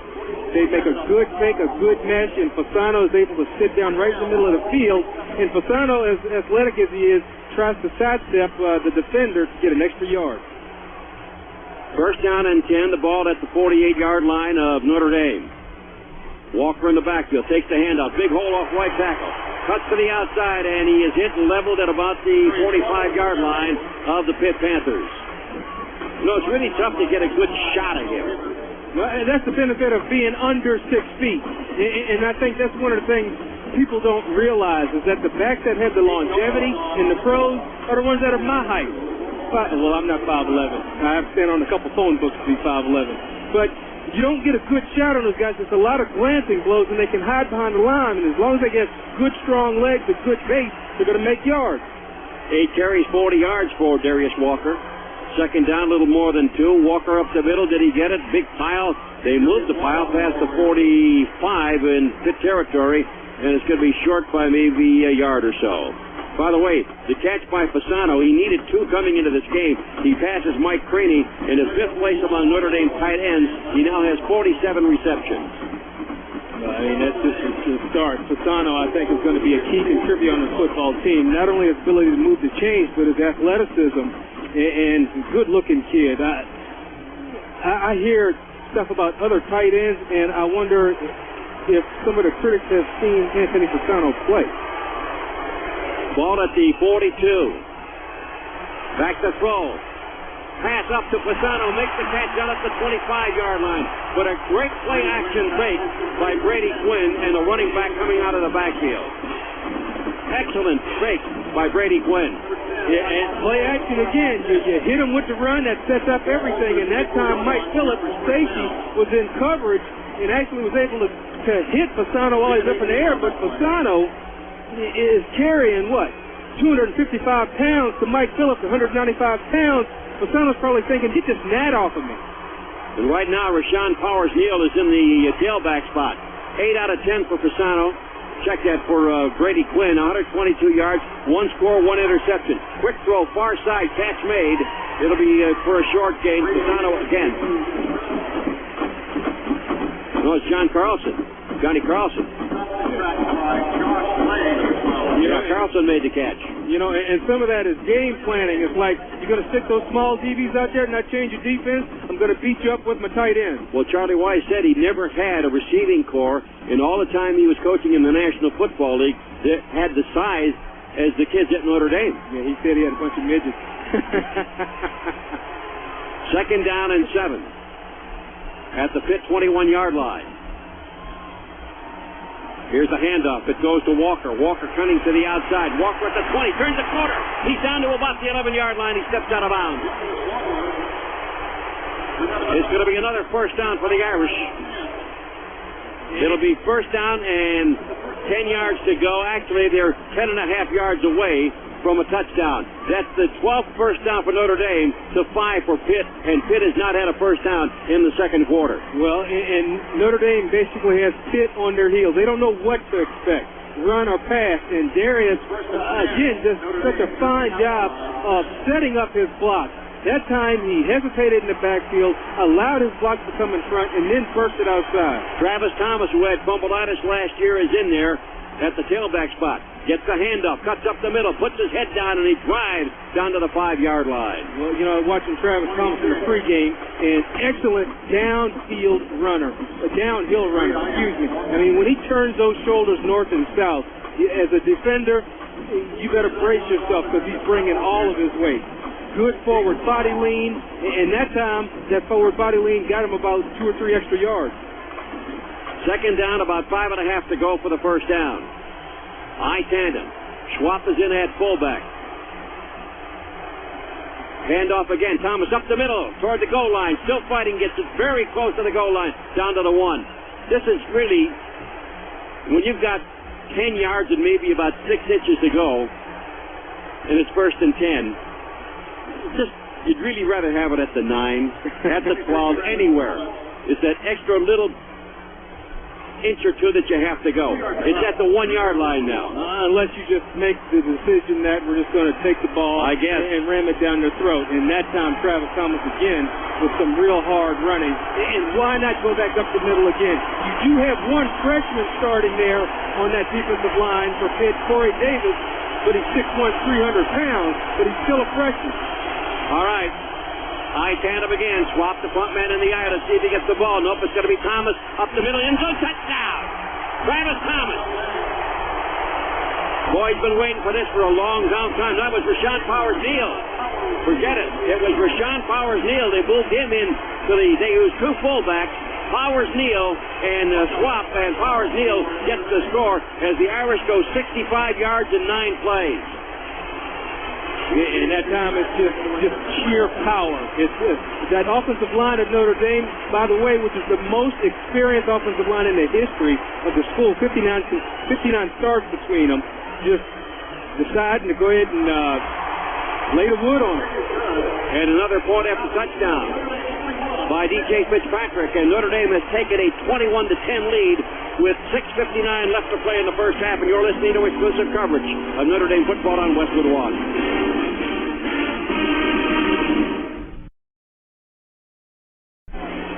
We're going to check our Sylvania Cottage football scoreboard brought to you by Sylvania. See the world in a new light. In the Big 12, Kansas State beats Florida International 35-21. Colorado State gets beaten by Colorado 31-28. Nebraska playing Maine. It's 9-0 at the half. Kansas 9, Florida Atlantic 7 at the half. Illinois State and Iowa State are tied 8-8 at the half, and also a halftime score. Montana State leading Oklahoma State by a score of 10-8. Out in Hawaii, Southern California leads Hawaii by a score of 21-3. That game is also at the half.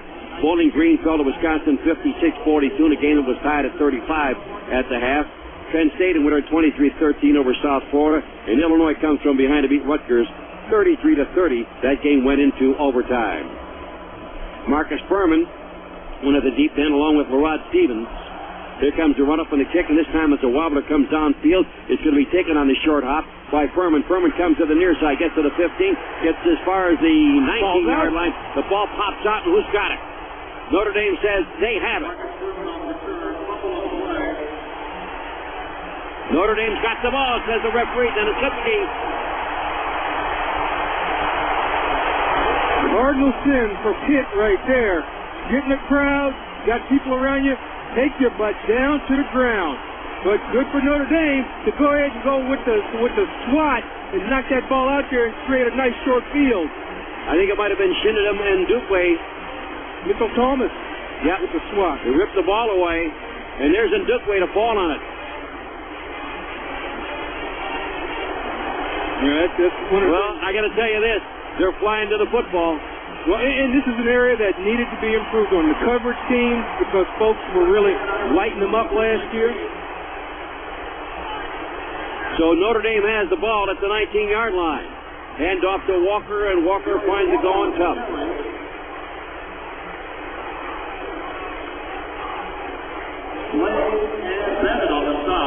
And you got a Pittsburgh player laid out, getting up a little slow. Probably loss of a yard or so for Darius Walker. Well, that's Blade. Yeah, they can ill afford to lose Blade. He is the stud on that defense.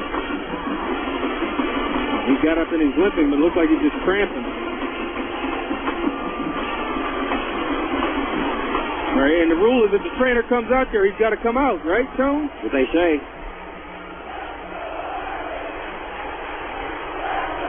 Yep. No gain on the play, so the ball is back at the 19-yard line. Darius Walker comes to the sideline. Brady Quinn took the opportunity to go to the sideline. And Blade's having a tough time coming off the field. He's hopping on that right leg. So H.B. Blade's a middle linebacker for the Pitt Panthers, being helped to the sideline. Samardzija out to the far side. He had a pretty good year in baseball this year, you know. Yeah, well, Jeff. Well, I'm impressed with he never missed a practice, football or baseball. Starts in motion, double tight end. Play action fake. Here's Quinn looking to throw over the middle. Caught! Touchdown! Samardzija! Samardzija's first touchdown of the year. And boy, Brady Quinn put that ball right where he thought Samardzija was going to be, and Samardzija just laid out flat and made the grab. Well, it was a route where Fasano goes to the corner, and then Samardzija comes over the middle and puts stress on that safety to figure out which one am I going to catch. Great protection up front, and Brady really threw a strike. I mean, it was a bullet. And like you said, Samardzija laid out and made sure he got that ball with the touchdown. His first career touchdown. He'll remember that one from now and forever.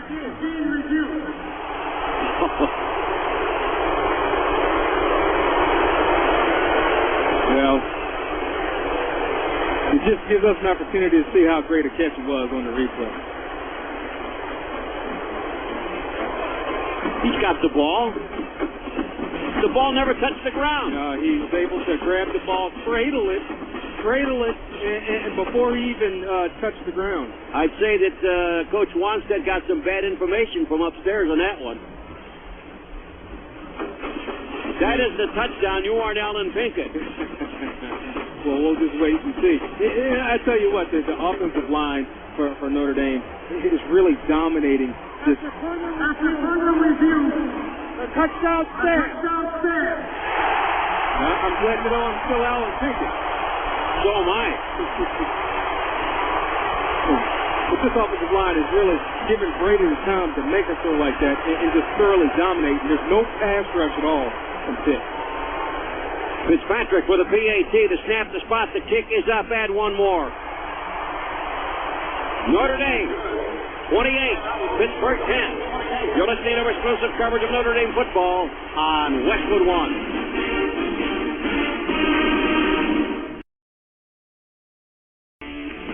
fantasy football on CBSSportsLine.com. Join an existing league or start your own and invite your friends. Plus, get player news and exclusive analysis to give you the winning edge all season long. Just click on fantasy football at CBSSportsLine.com. Now back to Westwood One's exclusive coverage of Notre Dame football. Tony Roberts along with Alan Pickett, and I was talking to Jeff on Media Day, and, you know, he had a 5-game drought there, which he had no receptions. He was like, he wasn't even out there. But all in all, he still doubled his total receptions from 17 to 7. His yards went from 253 to 274, and his average per catch went from 8 to 16. So he is a player. Well, he had a real good insight bowl, 5 catches for 89 yards. And some real nifty grabs, one-handed grabs. He's got hands. Here's the run-up and the kick. Comes down near side, and it's grabbed on the fly. At the 10, the 15. It's Furman. Past the 30. Up to the 35. Still on his feet. And tackled from behind up around the 40-yard line. So Marcus Furman with a nice return, running up along the hash mark. And he gets it all the way up to the 40-yard line, and it'll be Pitt's ball, first down and 10. Blades went to the locker room, we understand. The ball is at the 39-yard line for the Pitt Panthers. A good field position for Pitt, and Tyler Palco is in the game, so that injury, I guess, didn't affect him. First down and 10. Jennings back at a tailback. Palco back to throw, fires the pass, and it's broken up. But a penalty marker, I believe they're going to call a penalty on John Zibikowski. Zibikowski had his back to the line of scrimmage. The defender had gotten a jump on him. Pass interference. Number 9 of the defense. Well, you know, I sort of questioned that call. Previous spot. Automatic. First down. I questioned the call because Tom did look like he did have a hand on the receiver, and that's probably why they threw it. But he had a hand on the receiver when the ball came. As soon as he saw Greg Lee stick his hands out, that's when it came with a swat. But he did have a hand on the receiver, so good call on the official's part. Notre Dame has 98 offensive yards in this second quarter to Pitt's 3. So the ball is in Notre Dame territory at the Irish 47. Falco back to throw again, fires the pass, got his man Del Sardo. Del Sardo pushed out of bounds and a penalty marker on the play. Del Sardo's third catch of the night, and Pitt has gone back to throwing the football. Going back to what they did well last year, and Notre Dame giving plenty of cushion, just keeping everything in front of them, but you got to be wary of guys that can make plays. Personal foul. Face mask. Number 22. Half the distance to the goal. And the run. First down. You know, Del Sardo's a guy who, at 5'8", you just reach and grab anything you can, and sometimes you latch onto that face mask. And if you grab hold, they're going to give you the 15 yards. Half the distance gets the ball down inside the 15, down to the 14-yard line. The penalty was charged to Ambrose Wooden. Del Sardo goes wide to the right. Greg Lee out to the left. Del Sardo comes in motion to the near side. Falco on the handoff, and nothing there. Nothing at all up the middle. Yeah, and that was Tim Murphy, who actually plays fullback on the carry. So I think it's 5 different people have received the ball in the backfield for Pitt. Tonight's broadcast of Notre Dame football on Westwood One brought to you by Coke, the official soft drink of the Fighting Irish. Coca-Cola. Take it real. Eric Gill, the tight end, hasn't caught anything since the very first series when he caught one on the far sideline. He's lined up on the right side. Here's Palco rolling out after play-action fake. Fires the pass. It's wide of the mark. Incomplete.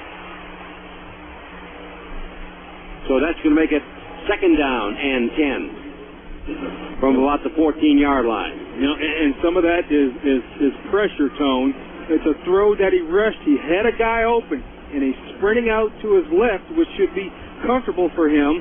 And he's throwing the ball to Bucas. To Steve Bucas. Thank you, because you know I was going to mispronounce it. No, I help you there. Yeah, Bucas is 6'4", 250 pounds. Darryl Strong, the third-string tight end, is 6'5", 260. You know, Bucas had 2 touchdown receptions last year against Notre Dame. Lee goes out to the far side. Man in motion to the near, that's LaRod Stevens. And the pass is caught inside the 10, down around the 6 or 7 yard line.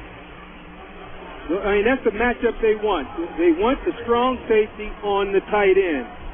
Tom Zbikowski, the strong safety, at 208 pounds against Eric Gill, who's carrying 275 pounds. But Tom does a great job of stopping him right there where he catches the ball, and really it brings up a 4th down.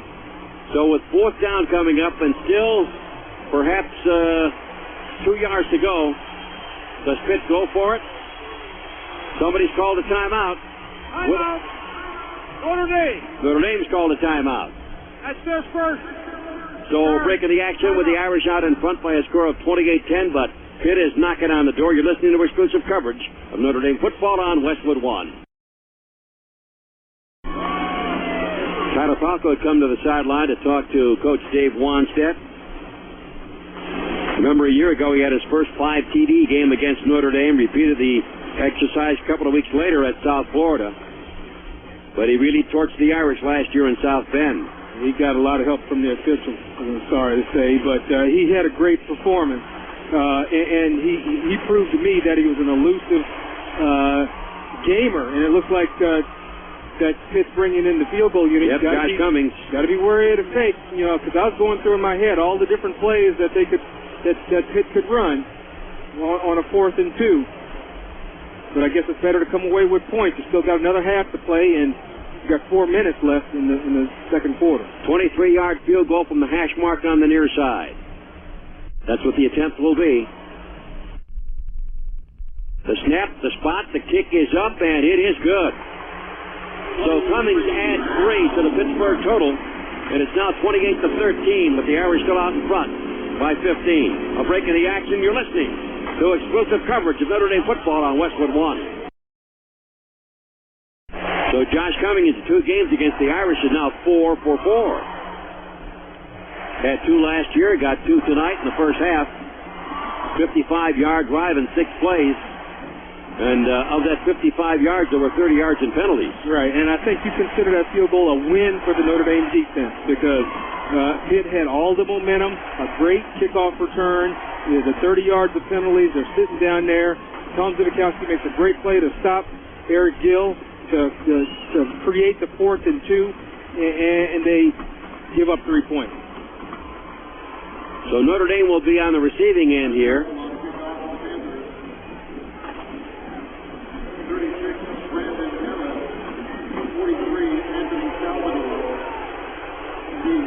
So Brandon Harris is going to be out there.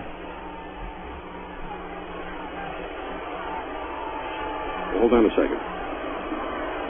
And Anthony Salvador is the other man. Salvador and Harris. Here's the run-up and the kick. I think Harris wants it. Nope, Salvador is going to take it. Runs it right up the middle.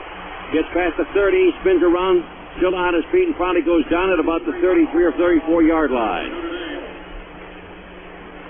Well, the Irish are on their special teams, Alan. I have to say that they just take it and go. I mean, there's no hesitation. They're not waiting for things to happen. They just taking right off. Well, I mean, I think that's the thing that was missing last year is trying to set up a play on the kickoff return when really it's all about speed. The sooner you can get that play moving. And Notre Dame does have speed, although people don't think they do. Ball is marked on the 30-yard line, first down. Quick throw far side by Brady Quinn, and the ball is caught. And out of bounds goes Stovall. So Maurice may have enough for a first down over there. That's his first catch. Well, it's a big cushion. That's one of those plays that, you know, you saw Charlie Call would throw to David Gibbons. If they're gonna give him too much cushion, then you take what they give you, and until they come up and stop it, which I would love to see Pitt come up and play press on Stovall so he can run by him. And what a great job Gibbons has done with the New England Patriots. Oh, yeah. And there's a story there I'll have to tell you about. First down and 10. Pump fake. Here's Quinn looking, throws the pass. Caught in the backfield. Caught upfield past the 50. Pitt territory. And it's Rashawn Powers-Neal down to about the 40-yard line. So Powers-Neal makes the grab. And a nice job of selling it by Brady Quinn. And he brings that ball all the way down to the Pitt 40-yard line with 3:57 showing on the clock. Later on, we'll name the offensive lineman of the game, brought to you by Guardian Life Insurance. There's a place we all want to be. Go there with Guardian. I tell you, there's one thing Charlie does real well. He runs a lot of screens, but he spaces them out so well that you look at the stats after the game, and it's like, he ran 7 screens on us. 16th first down for Notre Dame in the first half. 9 in the second quarter. Now, Notre Dame, there's a lot of pointing of fingers out there. False start is going to be called against Ryan Harris. He was saying that he was drawn off by the defender in front of him. Well, it worked for Pitt. It worked for Pitt in the first quarter. 12 out of 14 for Brady Quinn, 174 yards, 2 touchdowns, intercepted 1 time. So that's going to make it more difficult now as the ball is moved back to the 46-yard line of Pittsburgh, where it becomes first down and 15. Notre Dame has 4 penalties for 40 yards. Pitt has 1 for 5. The wingman starts in motion. Brady Quinn goes back to throw. Fires the pass. He's got his man. Nice catch by Raymond McKnight. Enough for a first down at the 30-yard line. Picked up 16 yards on the play. And again, real good protection. Brady able to stand in there, go through his progression, step up into the pocket. Raymond McKnight comes all the way across the field. They got a zone. He sits down in the soft spot of the zone, and all Mike Phillips, the safety, can do is just come up and meet him once he catches it.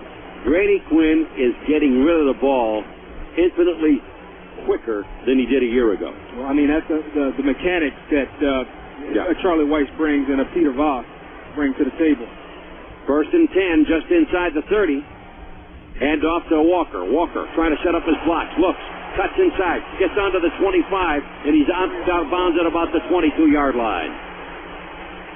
Well, I got to tell you, Walker able to get the corner. Notre Dame sealed the corner from a good block by Mark LeVar to get that in man on the line of scrimmage down, and then John Carlson does a good job of kicking out so that Darius can turn in. And so far, Darius 62 yards on 12 carries.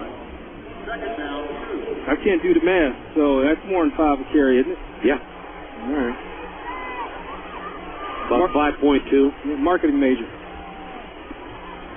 Turn around, give the fullback. Powers right up the middle, and it should be enough for a first down.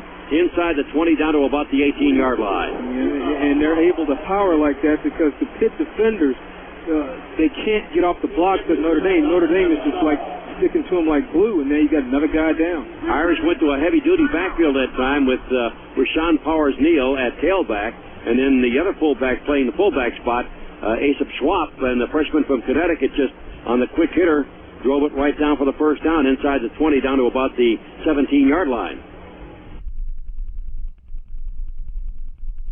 You know, and you can almost sense a change in attitude where last year they make the penalty, it's first and 15, and we're sitting here saying, oh no, a drive killer. Right. But now they've come up with a 16-yard play. And it almost always was a drive killer last year.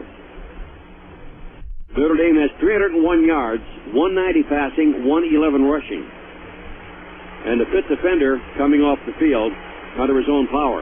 That's good news. Yeah, it's Phil Tillman, senior out of Edgewood, Maryland, 6'1", 315 pounds. That's a lot of weight, Tommy. By the way, Maryland has overtaken Navy in that game up at Raven Stadium, 15-14. Double tight end, offset eye, flanker out to the right. Handoff goes to the left side. Powers-Neal. That's a 20, and he gets down to about the 16. Picks up a couple of yards on the play. That was pretty well defensed by Pitt. It was a slow developing play, but Pitt able to race over and just limit it to 2 yards. We're coming down to the 2-minute mark of the first half with the Irish out in front by a score of 28-13. They'd like to tack one more on the board before going into the locker room. And the benefit of tacking one more on is they get the ball when they come back out to start the second half. Samardzija, wide to the left. Look, quick throw, far side. Samardzija makes the grab, and he's hustled out of bounds at about the 10-yard line, a couple of yards short of the first down. And the timing route, the ball is actually released before Samardzija even looks back. It's a 3-step drop by Brady Quinn. He throws it to a spot, and Samardzija knows when he plants, the ball is coming. Executed well, it can't be covered. But what Samardzija adds to it is getting an extra yard by stopping and then trying to spin around to get the first down. But he ends up about, what, a yard short, Tone? About a 2 yards short. On third down, the Irish are 3 of 4 on third down conversions. Third down and 2. Handoff, looking for the running room. Up the middle, 5 touchdown, Notre Dame. Rashawn Powers-Neal. Oh, a huge hole right up the middle, and Rashawn Powers-Neal scores, and Notre Dame has taken a 34-13 lead. And on that play, you got to give all the credit to the offensive line. Bob Morton, John Sullivan, Dan Santucci right in the middle of that line. That drive, 70 yards in 8 plays, and an impressive drive. So Powers-Neal. Like we're missing a holder. Up the gut. Somebody's got to hold it, unless he drop kicks. Well, you know, in the old days they did. Okay, there's a break in the action. They're going to have to get a holder out there. The score is 34-13, Notre Dame out in front. You're listening to exclusive coverage of Notre Dame football on Westwood One.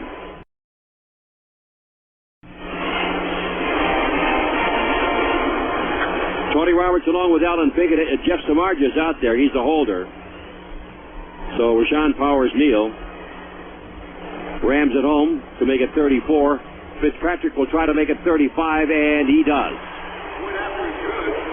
The score is Notre Dame 35, Pittsburgh 13. We've got 1:39 left to go in the first half, and you're listening to exclusive coverage of Notre Dame football on Westwood One.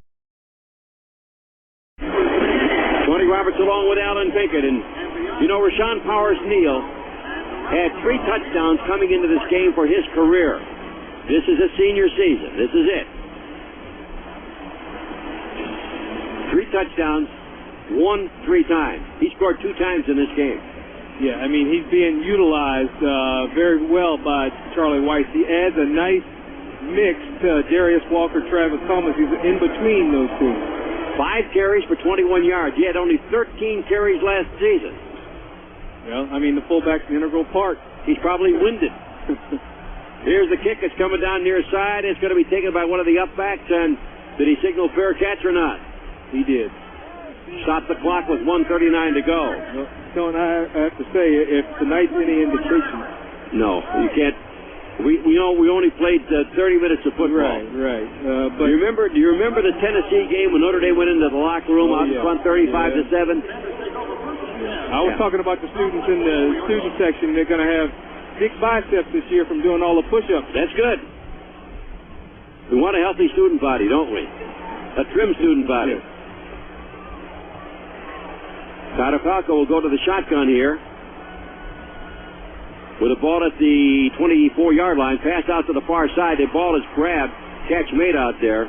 Tyler Falco's last complete to It goes to Bucas, the young man from Pittsburgh.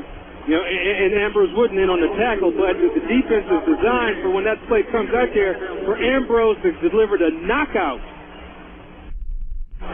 Near side, here they go, and another one. This one is Greg Lee, and Greg Lee is hustled out of bounds. He's pushed out of bounds on the near side by Ndukwe. You know, and it's not a prevent that Notre Dame's playing. It's just they are keeping everything in front of them. We're down to 1 minute and 13 seconds left to go in the first half. And you do have to respect the arm of Tyler Falco. Yes. I mean, he's a guy, he lit him up last year, and he's got the ability, he's got a lot of confidence in his throwing arm. Derek Kinder in as the slot man on the left side along with Greg Lee. Falco looks, got the time, fires the pass. Pass is caught, and the catch is made at the 50-yard line. It'll be short of the first down, won't stop the clock. It's at the 50 right now.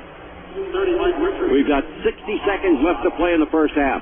And that's that matchup that they like. That's how Mike Richardson on the tight end. Back to throw again. Falco flushed out of the pocket. Has to fire the ball away. Throws it into the Notre Dame band section over on the far side. And that time, Victor Abiamiri and Derek Landry in the backfield to force that throw. But Palco's pretty slippery. He does a great job of buying time when he's in the backfield so that he can find that open receiver. So it'll be third down and still a yard to go with the ball at the Notre Dame 48-yard line. Belsardo goes out to the right. Buckus, the tight end, is on the right side. Kinder in the slot on the left with the wideout being Greg Lee. Handoff goes to the tailback coming to the outside, and he's got the first down. Tim Murphy, who doubles as tailback, fullback, a la Rashawn Powers-Neal, gets Pitt the first down. That stops the clock. They used up 4 seconds on that play. And in college, the clock stops on the first down, so Pitt can regroup. Justin Brown was the man who made the tackle on the play. Here's a pass downfield. The pass is almost intercepted. In and out of the hands of Terrell Lambert. Well, Mike Richardson established real good position, got inside position on the receiver, actually had the ball, and Lambert is the one who pulled it away from him. So now we go to second down and 10 with a ball at the 45-yard line of Notre Dame. Bill Lewis is the new defensive back coach, and he's supposed to be a great one. He's been coaching longer than I've been alive, and it's not been a short time. Second and 10 from the 45-yard line. Falco again from the shotgun. Drops back into his own territory. May run. Comes out to the left. Gets picked up, and he's dragged down at about the 47-yard line. Nice reaction by the poet, Brandon Hoyt. Yeah. You got one guy that plays violin and piano. You got another guy that plays, writes poetry and recites. He can drop you. Well, Tone, life, like sports, is about setting goals, making choices, and following through to achieve the best outcome possible. The Hartford and the NCAA have applied this theory to financial planning and created the Playbook for Life, a program specifically designed by the Hartford and the NCAA to help student-athletes plan for a successful financial future. Second sack of the game for the Irish. They had 30 last year. They gave up 25. And Brandon Hoyt is the leading sacker with 6 for his career, so now he has 7. And he's got 1 this year. Well, you know, the thing Brandon Hoyt did real well on that play is his angle of pursuit. You know, he was able to take a line that he didn't underrun the quarterback, I guess respecting whatever speed that Tyler Palco had, but he had enough outside contain that if Tyler Palco didn't throw it away, he was going to get sacked. Later on, we're going to tell you about the Wrangler New Generation Player of the Game, brought to you by Wrangler Jeans Company, a new generation of Wrangler. We're down to 20 seconds here with the ball in Notre Dame territory. Palco drifting back to his own 45. Looks, fires the pad, no, pump fake. Looks again, throwing long downfield. He's got a man downfield. The pass is incomplete. Incomplete. And I believe that was Ndukwe, who almost let the receiver get behind him and then recovered and managed to get a hand on the ball, or at least distract the receiver. And so with fourth down coming up and about 11 seconds left to go, the punter comes in for the Pitt Panthers. Grissel, short, high, over-end punt. Zubikowski, they'll let it bounce. And it does bounce, and it goes into the end zone. And the ball will come out to the 20 with 1 second left. And no doubt the Irish will take the knee on this one. Wait a minute. We got a penalty marker down at the 10-yard line. Notre Dame did not punt in the first half of play. That would have been the 4th punt for the Pitt Panthers. Well, Notre Dame had 76 punts last year.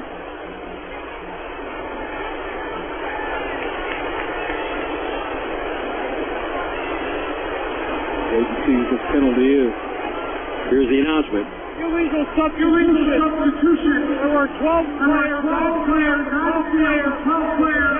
attempted to get out. It did not. Hard to snap. That's a 5-yard penalty. Receive. Fourth down.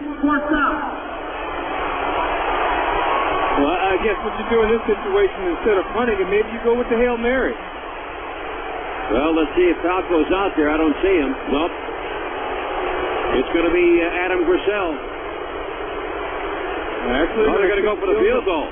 They're going to go for a 60-yard field goal, a 59-yard field goal. That's what it's going to be if they kick it.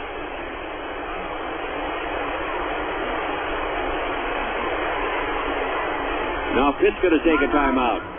Pittsburgh, that's their third and final charge timeout. So Pitt uses its last timeout. This would be a 59-yard field goal. And I don't see any wind. I'm looking at the strips that hang down from the goalpost, and they're not blowing. Anyway, usually the wind comes off of the river and blows in. If there is going to be any wind aided, they're in the right spot to kick it. Cummings has kicked 3 field goals once, and that was last year against West Virginia. He made 3 out of 4. Well, he just came out, so Tyler Palco's in, and so, I mean, it's okay. Chance to get the Hail Mary, you know, maybe even do the hook and ladder play right here. Well, maybe if you have a gimmick, this is the time you pull it out of your bag. Yeah, but also a good chance for Notre Dame to put in his tallest defensive backs. I can see David Bruton, who is, I guess, the same height as Chitty and Duquay. Both are 6'2". Put all your tallest guys in there and sit them back, and all the guys that have good verticals. Longest field goal, 54-yarder by David Merrick in 1994 against the Irish. So here's Palco from the shotgun. 3 wide receivers right, 1 out to the left. The rush coming by Abiamiri. Palco looks, fires it. Hail Mary. Will it be answered? It's up in the air. It is. Was it intercepted or not? Intercepted. I think it got picked. And it's Tom Zibikowski who comes up with the interception. That's the end of the first half with a score. Notre Dame out in front of the Pitt Panthers, 35-13. You're listening to exclusive coverage of Notre Dame football on Westwood One.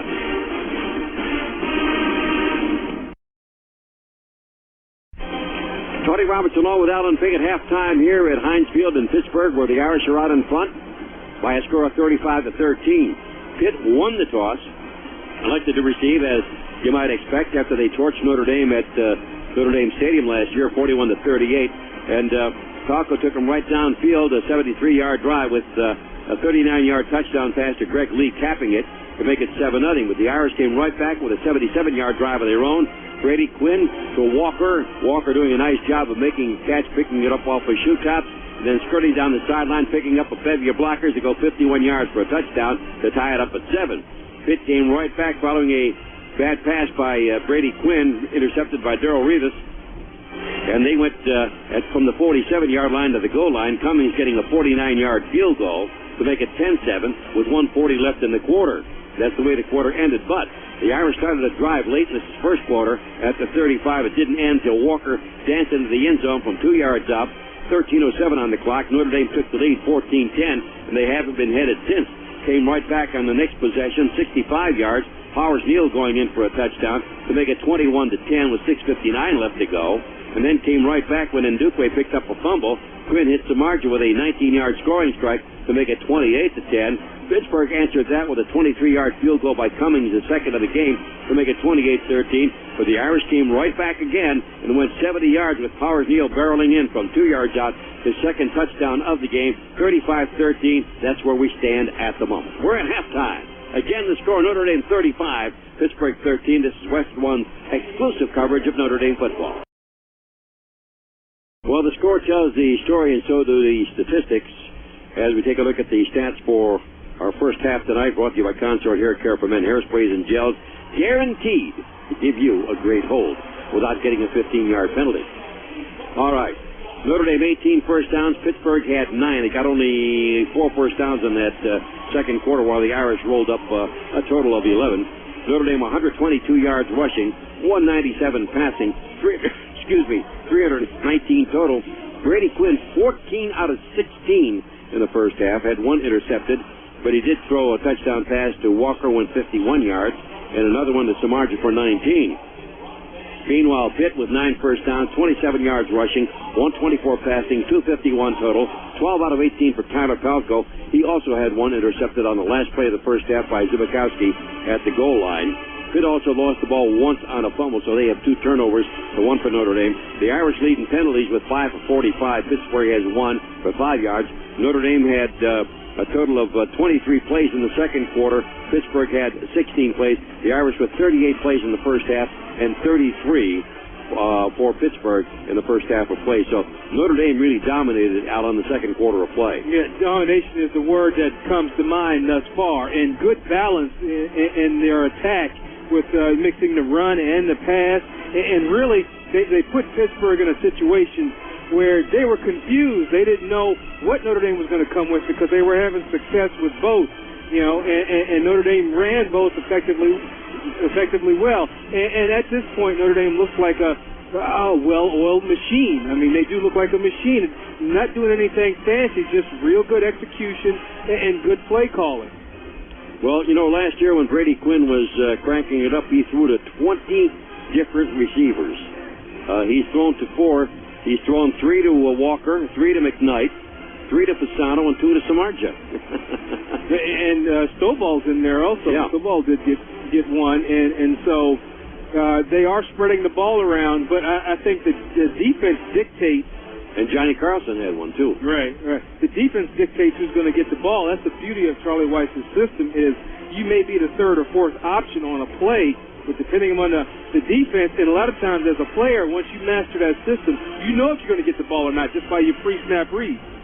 Longest run from scrimmage so far for the Pitt Panthers was by Rashad Jennings, a 9-yard gain, and the longest pass play went to Greg Lee, 39 yards for the opening touchdown.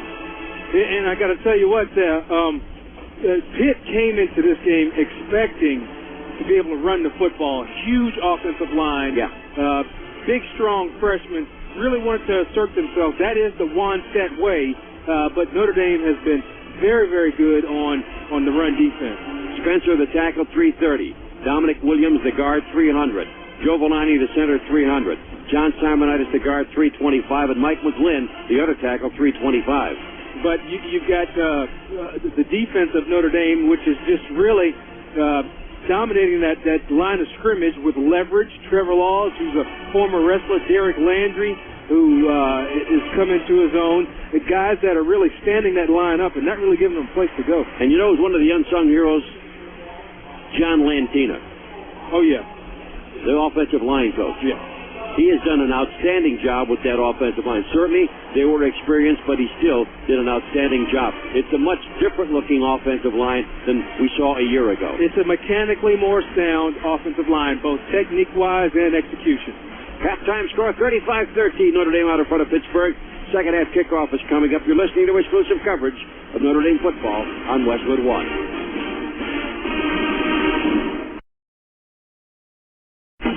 Get complete weekly college football rankings with the CBS Sportsline 119, the only poll that ranks all Division I teams from top to bottom. Where does your favorite team rank? Find out each week by clicking on NCAA football at CBSSportsline.com. Time for the second half kickoff of Notre Dame football exclusively on Westwood One. And now time for Alan Payne for a second half tease brought to you by Chevrolet, the official car and truck of Notre Dame Athletics. Well, Notre Dame had an impressive first half, but it was just a half. There's 30 minutes left, and on defense, I think you have to respect the fact that Pittsburgh has big playability. Tyler Palco can light it up, but I think the key on defense for Notre Dame is to make Pitt one-dimensional. They've shut down the run thus far, continue to keep the run down, make Pitt one-dimensional, and that will produce some turnovers. There's going to be some interceptions because Tyler Palco's going to have to force the action. On offense, I think they need to maintain the balance between run and pass with long, methodical drives, no turnovers. And I think you have to, as an offense, come into the second half thinking you need at least 2 more scores. 2 more scores to put this team away. One of the things Notre Dame didn't do last year was finish. They've got an opportunity now to finish and set this team down. Well, they have an opportunity to set the pace because they received the second half kickoff since Pittsburgh opted to get the ball and try to exploit its passing game against Notre Dame's defense. And now Notre Dame will get the ball to start the second half. They had little momentum going in, and they played a pretty doggone good first half. Right, but like I say, it was just a half, and you can't rest on your laurels because Tyler Paco has come back from behind before. Did it last year in Notre Dame Stadium. Of course, the game was a little bit closer. But Notre Dame has an opportunity to really set the tone, getting the football and just jamming the ball down their throat. You talked about Tyler Paco. He led them to 5 comebacks last year. 2 of those were overtime victories. So he is no stranger to the comeback. Right, and like I say, you have to respect his ability to make plays, and they've sort of reverted back to the team they were last year with 4 wide receivers and throwing the ball, and if Notre Dame can keep them in a situation like that, then it's going to create some turnovers. So the Irish will get the second half kickoff. They're out in front by a score of 35-13. Walker, 2 touchdowns. Powers Neal with 2 touchdowns, and Brady Quinn with 2 touchdown passes. And Dave Wannstedt walking down the sideline does not look like a happy camper. Well, I mean, his team's been dominated. His team, on the line of scrimmage especially. You know, you talk about Walker with the touchdowns and Powers Neal, but the offense, the line of scrimmage is where things have been happening for Notre Dame with complete domination by the most experienced offensive line in Notre Dame history. And on defense, just real good play, which I sort of expected, even though they had 3 people returning on defense, Notre Dame did. Still, you had guys there with enough playing experience that one thing you can always count on from Notre Dame is good run defense. Now you need good defense in the secondary. Ryan Harris has another year after this one. Dan Santucci has another year after this one. Bob Morton has another year after this. Fasano has another year after this. Carlson has 2 more years after this one. Marcus Freeman has another year after this one. Samardzija has another year after this.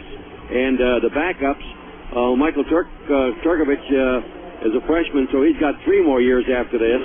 Ryan Mattis has another year after this one. John Sullivan has 2 more years. Scott Raridan has another year, and Paul Duncan's got 3.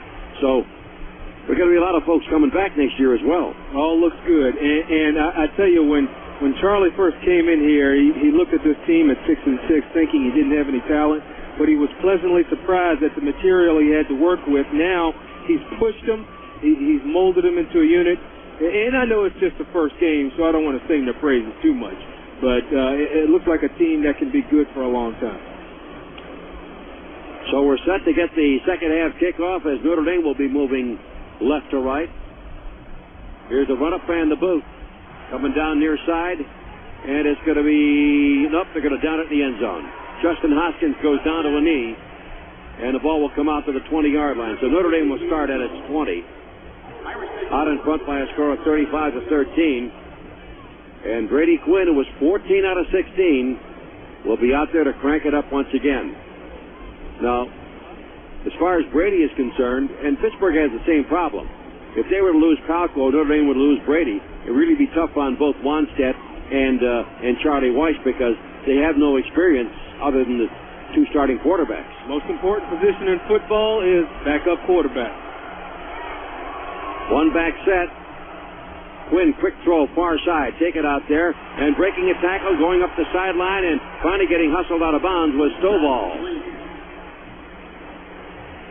And that's one of those, you take what the defense gives you. If they're going to give an 8-yard cushion to Maurice Stovall, you take it. And he's a good enough athlete that he can make something happen. That time's a nice stiff arm on the defender to get 16 yards on the play. He is a senior out of Philadelphia, Pennsylvania. 6'5", 222 pounds, got great size.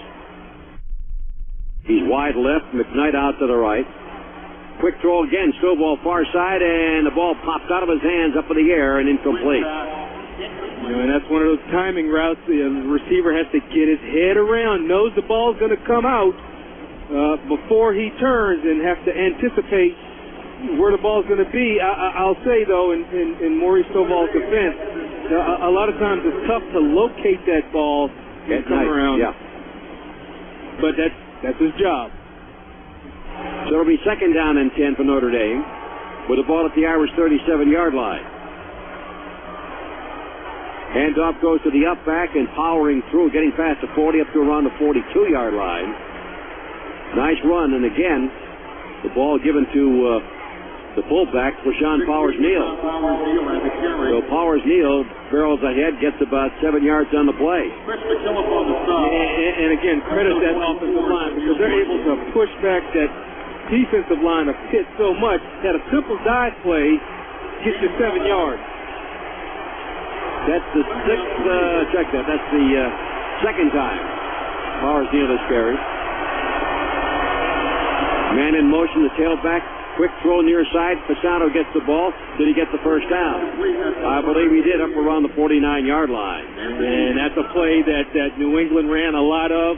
5 receivers. A lot of times what they did was they took Darius and motioned him out, so now they had 5 receivers and just the tight end going out at 5 yards, turning around.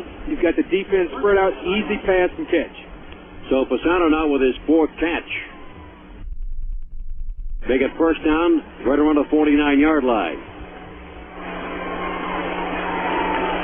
One back set, handoff goes to Walker. Walker breaks through, and just as he was about to make his cut, he got hit from the side, and then got sandwiched in between a couple of defenders, and still managed to power it down to about the 41-yard line of Pittsburgh. Looking for the newest styles and fits and jeans at a price that you can afford? Look for Wrangler jeans, the new generation of Wrangler and the official jeans of the Dale Earnhardt Jr. Wrangler jeans. Notre Dame just gashing this team up the middle, Tone. You know, the heart of the defense. And if you want to really discourage a defense, you run that ball right up the gut on them. Wrangler jeans, new fits, new comfort, new styles. Another running play.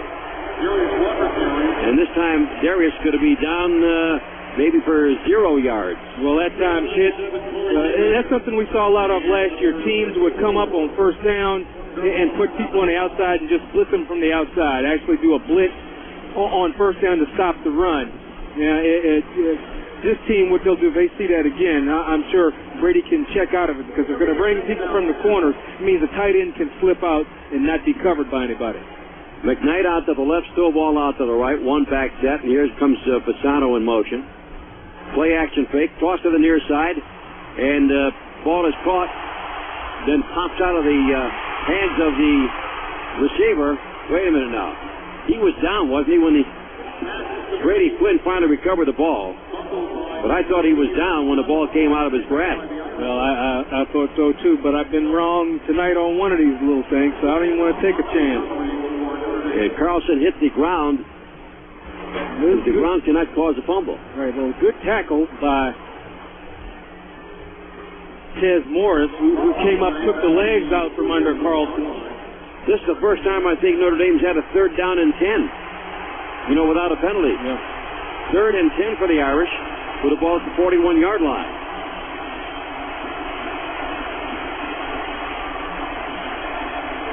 Again, the one back set. And back to throw. Brady Quinn looks, may run, comes out to the near side, gets to the 40, gets to the 45, and fights his way, check that, down to the 30-yard line. And he took a pretty good shot that time. Yeah, and Brady needs to go ahead and slide. He did get the first down. And there's no blitz or no pressure at all. Pitt is dropping 8 people back in the secondary, and that's why Brady couldn't find anybody to throw to, but they're all dropping back around 15, 20 yards, which leaves that nice cushion for Brady. So Brady needs to go ahead and slide. Well, he's doing that lean that gives him a first down. 6 out of 7 on conversions on 3rd down for Notre Dame. Timeout. Notre Dame. And Quinn goes to the sideline after calling a timeout. The Irish are out in front by a score of 35-13. They've got a drive going here to start the second half. This is Westwood One's exclusive coverage of Notre Dame football. We're going to check the Sylvania College football scoreboard brought to you by Sylvania. See the world in a new light. Games that are still in progress. Southern California 35, Hawaii 10. That's games in the third quarter play. Texas out in front of UL Lafayette 53-3. Texas A&M trailing Clemson by a score of 13-10. That's in the second quarter. And Georgia Tech leading Auburn 10-0. That game is in the first quarter play with 5:36 left to go. Maine and Nebraska 15-0 over Maine in the third quarter of play. Kansas trailing Florida Atlantic 13-12 in the third quarter. Iowa State 22, Illinois State 15, end of 3. End of 3, Oklahoma State 15, Montana State 10.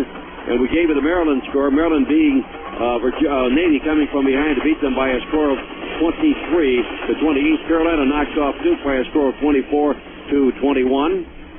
And that's pretty much all the good ones that we have for you. Northwestern over Ohio U, 38-14. Michigan State, Notre Dame's opponent in a couple of weeks, 49-14 over Kent State.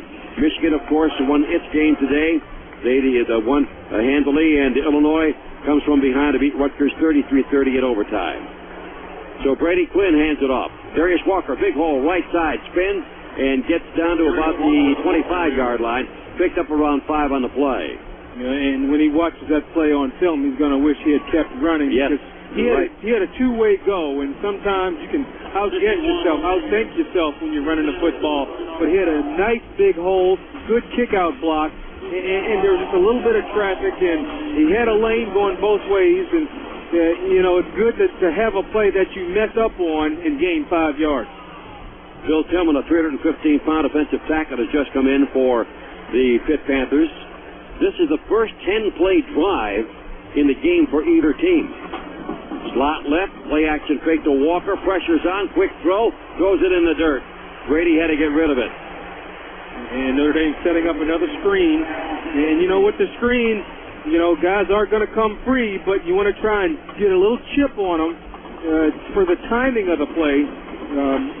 The touchdown that Brady threw to Darius Walker, he had similar type of pressure, and he stood in there and was able to get the ball away, but Pittsburgh got at him a lot faster.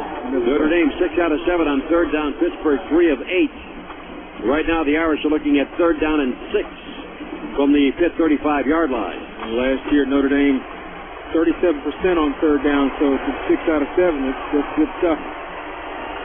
Quinn will go to the shotgun. Samardzija starts in motion. A direct snap. It goes to Walker. Walker trying to get the first down. I believe he's got it. If they give it to him at the 19-yard line, a direct snap, he's got the first down. But we now got a penalty marker as well on the play. A direct snap. I ran that play with the Oilers. Officials will talk it over. Runner, aim the first down. It'll be first and 10. First and 10. Dead ball. Personal foul. Number 73. Offense. 15-yard penalty. First down. First and 10. Well, Notre Dame made this drive a little longer. Darius Walker did get the first down, but Mark LaVore is called for a 15-yard penalty. Well, some of that is that, and come on now, he pushed the guy down out of bounds. He was falling down anyway. I guess you can't push him down out of bounds. But that's some of that nastiness that Charlie Weis was talking about. It's not committing penalties. It's how much gold paint can I put on the opponent's helmet, or how far in the ground can I drive him? But at least it's not first and 25. It's first and 10 with the ball back at the 34-yard line of Pittsburgh. All of a sudden, we're getting unraveled here because Notre Dame's left side was offside. It's going to be a false start called against the Irish to make it first down and 15. Charlie has a short fuse for that kind of stuff. Because it's hard enough to beat another team. You don't want to beat yourself. 7th Notre Dame penalty, and Pittsburgh has been called for 1. Two players were moving prior to the snap. At the 5-yard penalty, we'll repeat. First down. So the ball is brought back to the 39-yard line, where it now becomes first down and 15. And the Irish are in reverse here.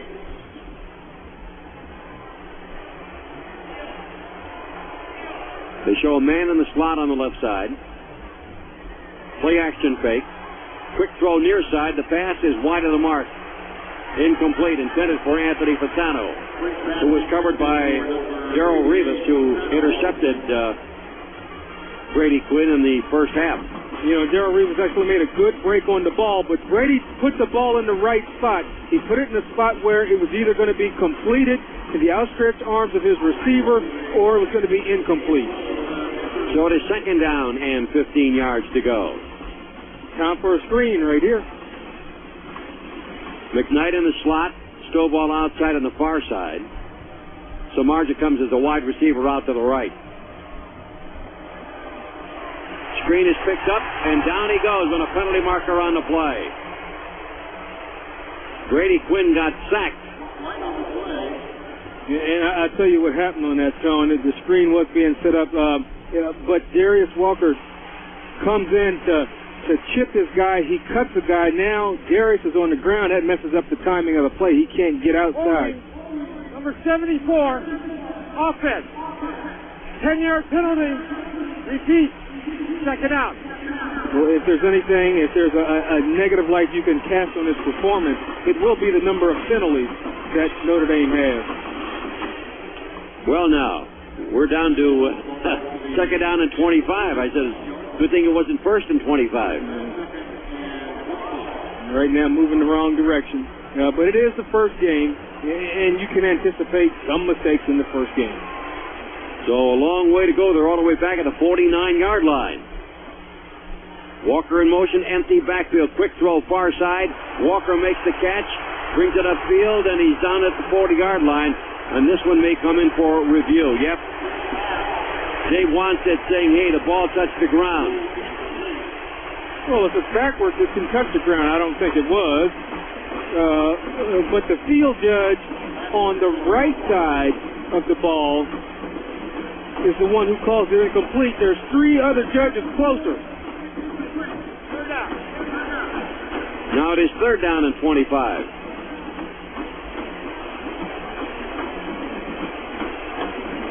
This has not been what you would call a sterling sequence for Notre Dame. But I guess if you look at time off the clock, they've taken almost 5 minutes off the clock. I always look for the positive. Give me the point. I like the point, too. Wide outs on both sides. A wingman on the right side. Play action fake. Here's Quinn. Gonna run. Gets to the 45 and slides down at the 40. You had two receivers in the same vicinity over on the far sideline. McKnight and Stovall. And now another penalty marker. All of a sudden it's becoming wash day here at Heinz Field.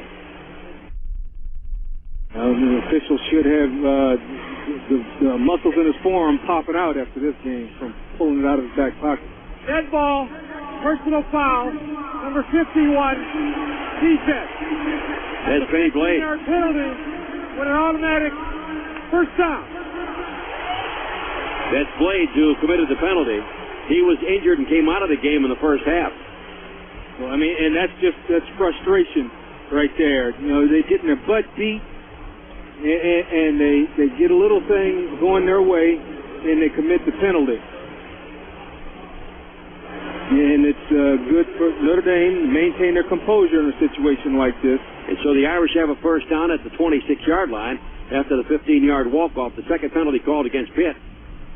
And here's Rashawn Powers-Neal trying to get some running room and not going to find very much. And now the Pitt Panthers getting a little uppity. Well, you get a little mad after you get pushed back for a while, and you know, Rashawn Powers-Neal is not the elusive runner that Darius Walker is, but you can always count on Rashawn to put his head down, lean forward, and get a few yards. He got 3 that time, second down and 7. The ball now at the 23-yard line of Pittsburgh. Samardzija goes wide to the left.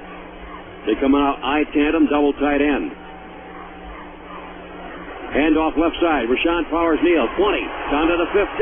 And he's got the first down inside the 15 at the 14-yard line. Looks like he seems to be a little quicker than he was a year ago. Well, he's actually a little trimmer, lost just a couple of pounds. He's 6'3", 238. He was around 240.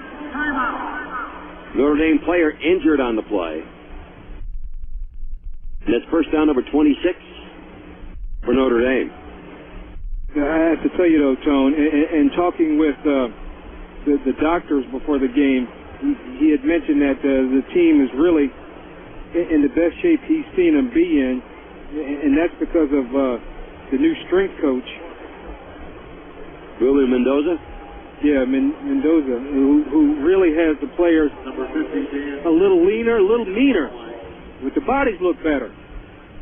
Dan Santucci is the man. He's up on his feet. That's good. He's walking off under his own power. Don't forget, next Saturday on Westwood One, the Fighting Irish and Notre Dame travel to Ann Arbor to take on the Michigan Wolverines. Alan Pickett and I will be there. Tony Roberts for all the excitement of Notre Dame football. It's 11:30 in the morning. One more reason why Westwood One is the nation's leader in play-by-play radio sports. And Michigan won its game today against Northern Illinois. So first down run by Rashawn Powers-Neal brings the ball down to the 16-yard line. Quick throw near side to Samardzija. Samardzija at the 10, still on his feet, and out of bounds somewhere around the 6-yard line. And Tone, it's just the New England Patriots offense all over again. Take what they give you. If you're going to give that much cushion, Samardzija actually had about a 9-yard cushion and stumbled a little bit when they caught the ball. Otherwise, would have had a free run to the end zone. Picked up 8 on the play. It'll be 2nd down and 2. You know, and a play like that is good for some yak. You know, some yards after the catch. But, you know, that quarterback always appreciates that. It pads his stats. Stovall wide to the left, McKnight out to the right. The wingman, Carlson, starts in motion to the right. Here's a quick throw now. Throw on the far side. The pass, incomplete. Intended for Maurice Stovall from Brady Quinn. Had his man open. You know, and good fake right there. Brady Quinn actually makes a fake, and then he tucks the ball, stands still for just a minute to let the play develop, gets Maurice Stovall in the back of the end zone, but Josh Slay actually, I think, interfered just enough to distract Maurice Stovall. So it's 3rd down and 2, the ball at the 6-yard line. Marcus Freeman has come in as a tight end on the near side, and Notre Dame is going to burn its 2nd timeout this quarter. 8:33 showing on the clock as Brady Quinn goes to the sideline. The Irish out in front 35-13 and knocking on the door once again. This is Westwood One's exclusive coverage of Notre Dame football. Tony Roberts along with Alan Pickett. 8:33 left to go. This is the only possession of this quarter. That's right. And you've got 8 minutes and 33 seconds left. This is the 19th play of this drive. Yeah. Well, that was they must have listened to me at halftime. You know, those Pinkett's keys to the second half, which was eat up the clock. Eat up the clock.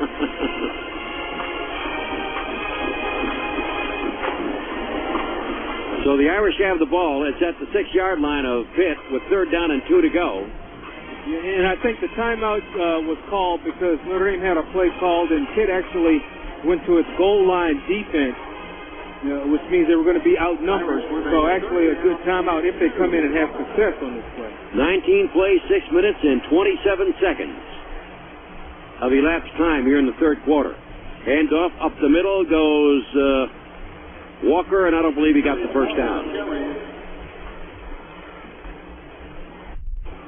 Right foot spot, though, Tony. Well, yeah, I guess.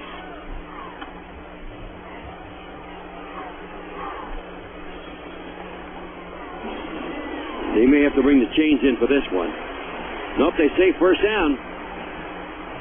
First down, Notre Dame. And why not? Run it up the middle behind Dan Stevenson, Bob Morton, Mark LaVore. I mean, those guys have really played an outstanding game. They have made it tough for our guardian lineman of the game. 87 yards and 18 carries for Walker. Handoff up the middle. Rashawn Powers-Neal, 3rd touchdown of the game. Rashawn Powers-Neal up the middle for his 3rd touchdown. And I tell you, Tony, the key to that play was Marcus Freeman, the H-back. They bring him in motion, and a guy comes clear. Marcus Freeman is able to kick him out, and Rashawn does a good job of timing up his run through the middle and then lowers his shoulder and takes 2 guys into the end zone. He scored as many touchdowns in this game as he did his entire career at Notre Dame. Well, you think he likes the coaching change? Oh, yeah. Snap, spot, the PAT, up and good. Notre Dame 42, Pittsburgh 13. You're listening to exclusive coverage of Notre Dame football on Westwood One.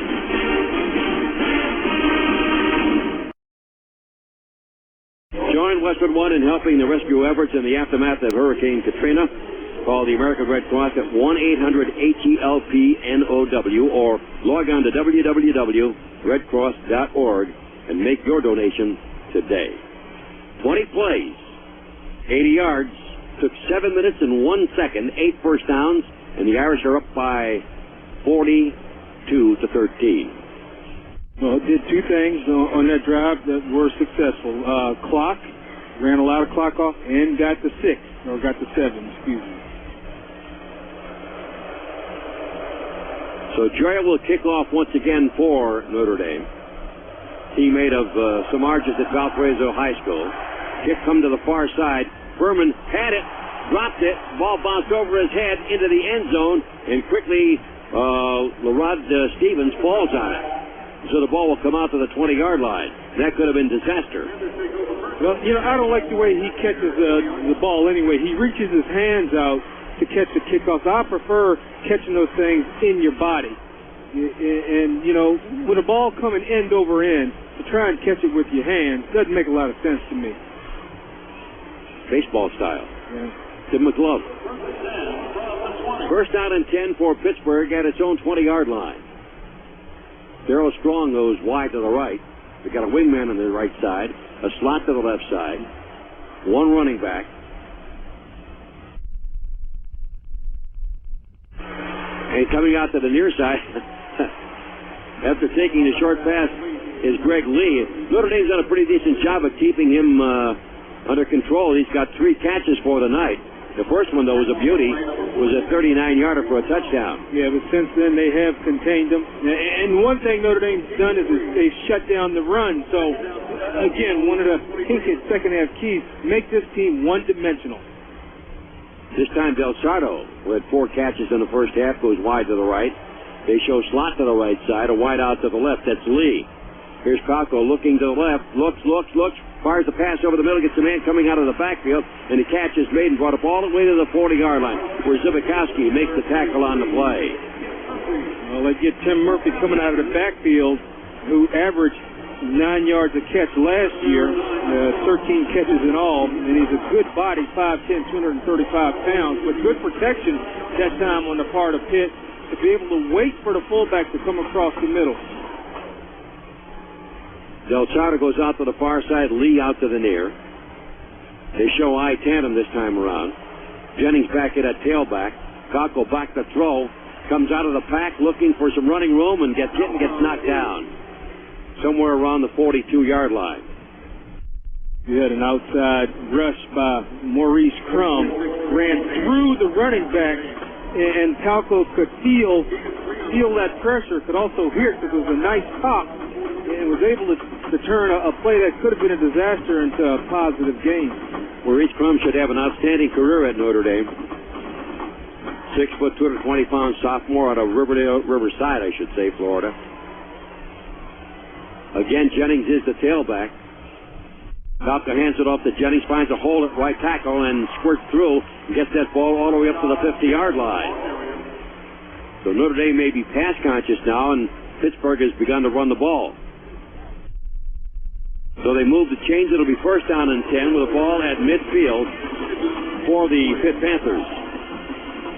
And good run by Jennings. Got some good blocking that time. And Tone, you're right. Notre Dame is more pass conscious right now, but still a lot of time left in this game. You got to respect everything that this football team does.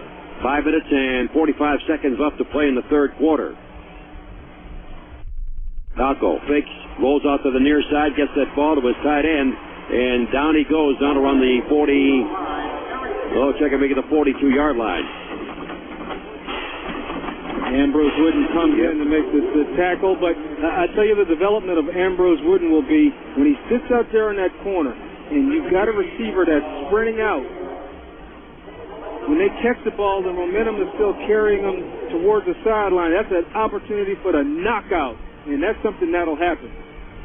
Hill with his 4th catch picked up 9 yards on the play. Man in motion out to the far side is Gill. Here is Falco looking, firing the pass. Got a man open, pass is overthrown. Pass was overthrown. It was intended for Steve Bukitz, the junior from Pittsburgh. Notre Dame has 187 yards on the ground to 38 for Pittsburgh. Notre Dame living up to its form in terms of run defense. Number 4 in the country last year. I think teams, for the most part, know they can't run against Notre Dame, but the weak spot has always been the pass defense. Double tight end on 3rd down and 1 with Lee flanked out to the right. Play action fake. Falco looking, fires, gets his man out in the middle. It's the 35-yard line, completes it, and Pittsburgh continues toward the Notre Dame goal line.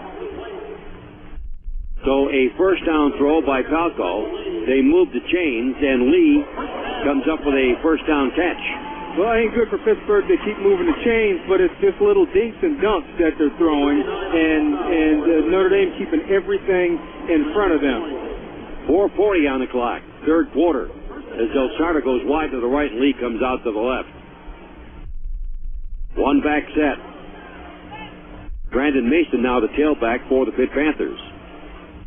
Handoff goes to Mason, finds a little hole, cuts to the left, eludes one tackler and runs into another and gets dropped somewhere around the 34, but they'll give him his forward motion, which was down to the 32-yard line.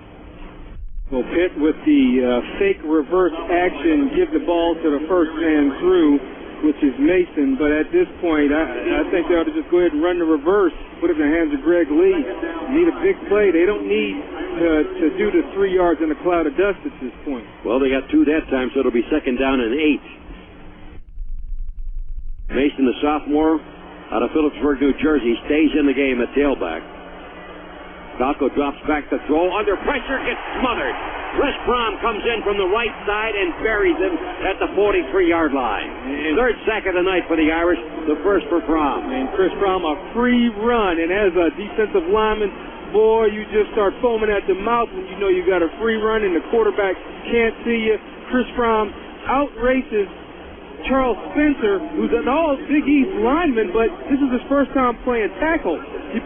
He made all Big East at guard last year. Now he's playing tackle. Totally different technique. I believe that's the first career sack for Chris Fromm. Yep. So now becomes 3rd down and long. About 19. Falco back to throw. Has the time. Rifles the pass. Got a man up front over the middle. Del Sardo. Del Sardo hit at the 15 and dropped it about the 13. But there's also a penalty marker down at the 25-yard line. See what that's all about. But Falco, with plenty of time, found Del Sardo. Pushing off, it's going to be an offensive pass interference foul against the Pitt Panthers. Well, sometimes you got... Number 45, offense. That's a 15-yard penalty. Repeat, 3rd down. Eric Gill was the culprit. So 15 from the line of scrimmage. Going to make this even longer. It's going to make it 3rd down and 34. Starting to look like Notre Dame did on its last drive. Going backwards. And then all of a sudden the Irish got it right. Found their direction indicator, and away they went. Well, I tell you, the reason the penalty was thrown, Maurice Crum is sitting in the middle of the field in the direction that Eric Gill is running, and instead of Eric Gill running around him, he did push off, and so happy to know that the official will call that. Jennings back at that tailback as Falco drops back to throw, steps up in the pocket. He eludes one man, gets away from another, and he's going to get hit on the sideline and is out of bounds.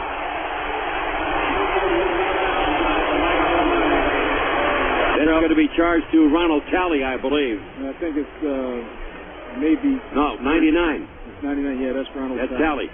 Yeah. Freshman mistake. And that's a guy who just oozes with talent. It was a fine. Ball, personal foul, late hit, number 99, defense. That's a 15-yard penalty with an automatic first down. And Charlie's giving him a little business, which, that's the benefit of being a college coach. You got a little more control, so you can sit a guy down. You try that mess in the pros, and a lot of times it doesn't work. But you got full control here. But it was not a smart play on Talley's part.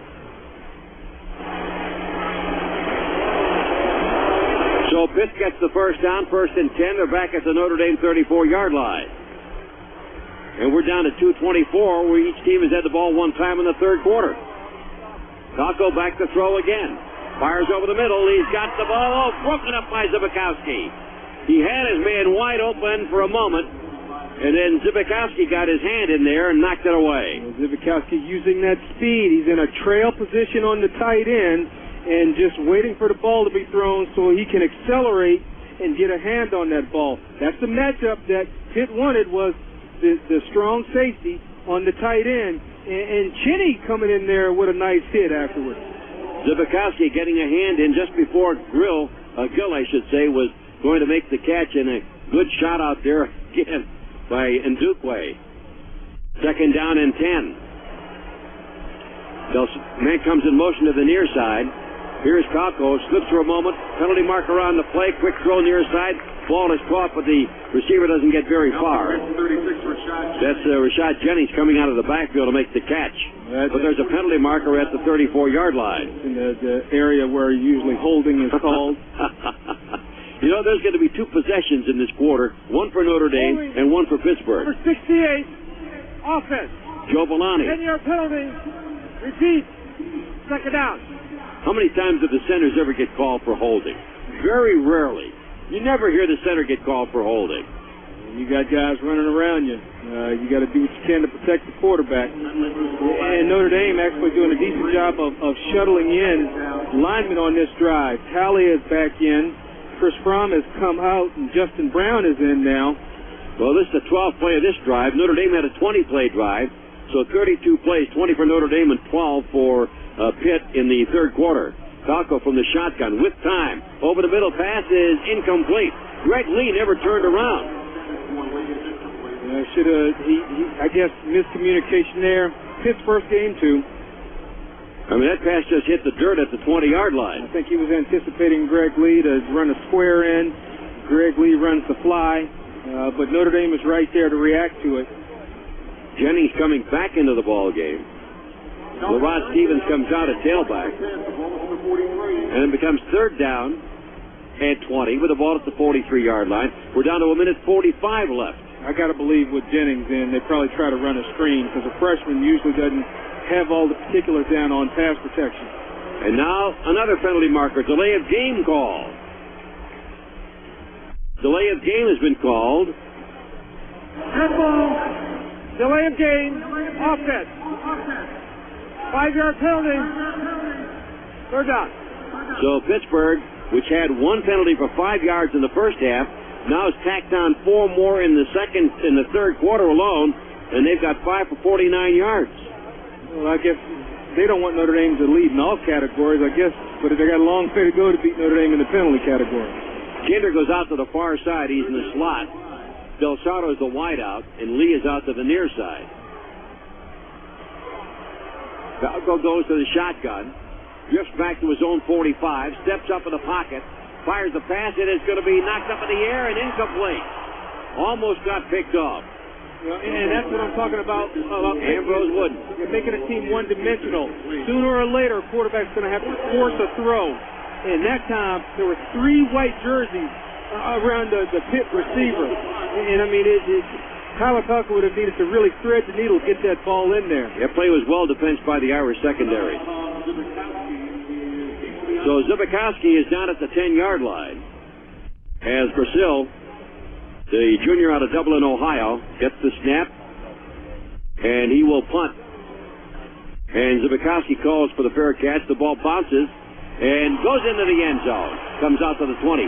Only the 3rd punt in the game, all by the Pitt Panthers. We're going to pause for station identification. This is Westwood One, your exclusive home for Notre Dame football. Tony Roberts along with Alan Pinkett. And we're 69 seconds away from ending the third period, which has seen Notre Dame now getting its 2nd possession of the third period after a 20-yard, or 20-play, I should say, 80-yard plus drive for a touchdown. Handoff goes to Walker. Walker around the left side. Walker has got a first down somewhere around the 31 or 32-yard line. So Darius Walker circling left, getting to the outside. and picking up enough yards for the first down. At this point, he should be getting pretty close to 100.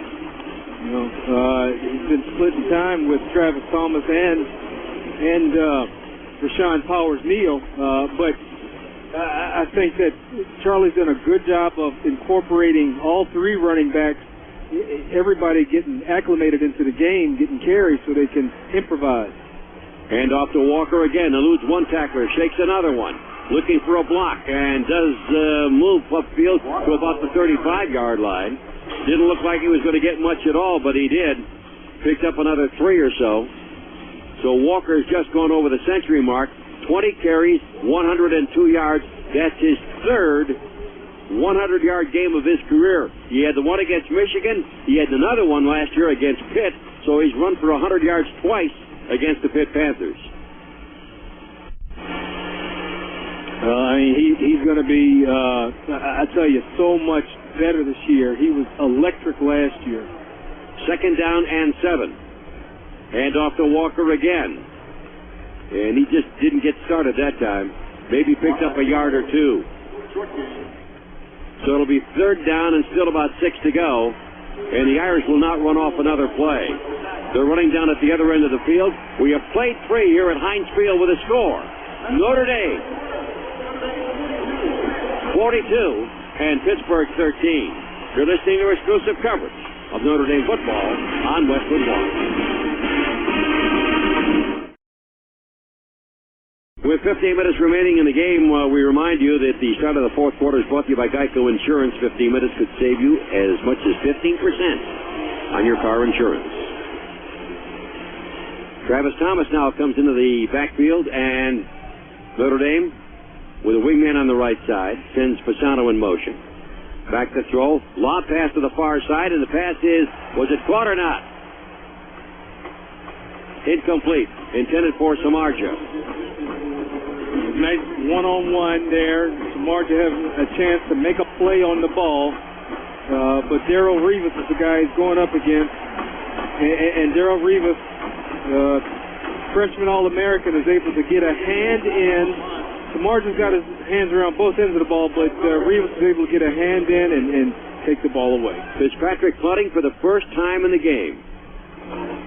First punt by DJ Fitzpatrick.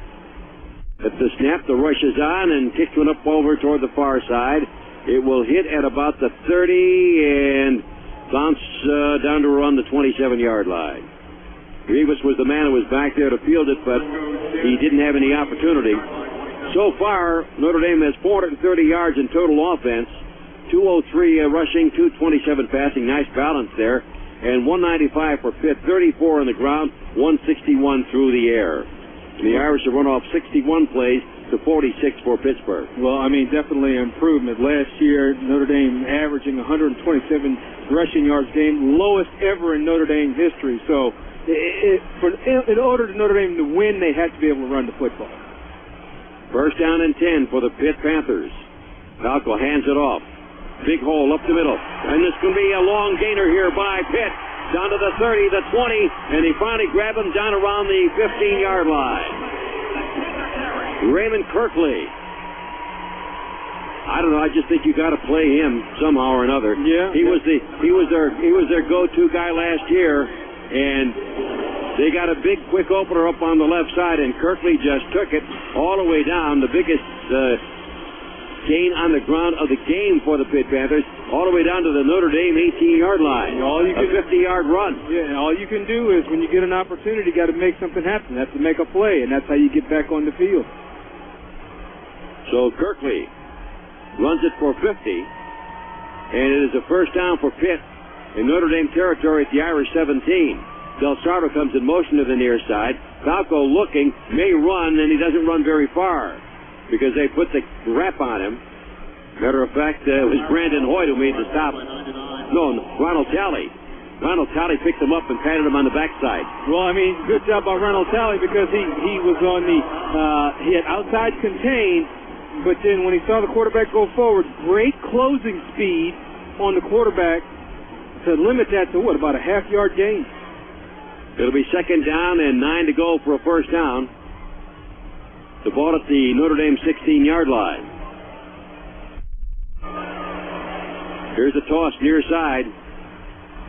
From the 15 down to the 10, down to the 5, and shoved out of bounds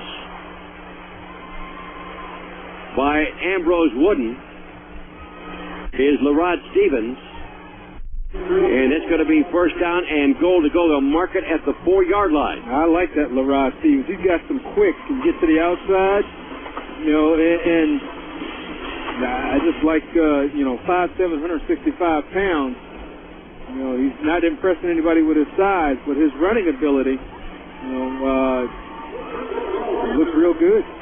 Lee and Del Sardo go wide to the left as Pittsburgh has it first and goal at the Irish 4.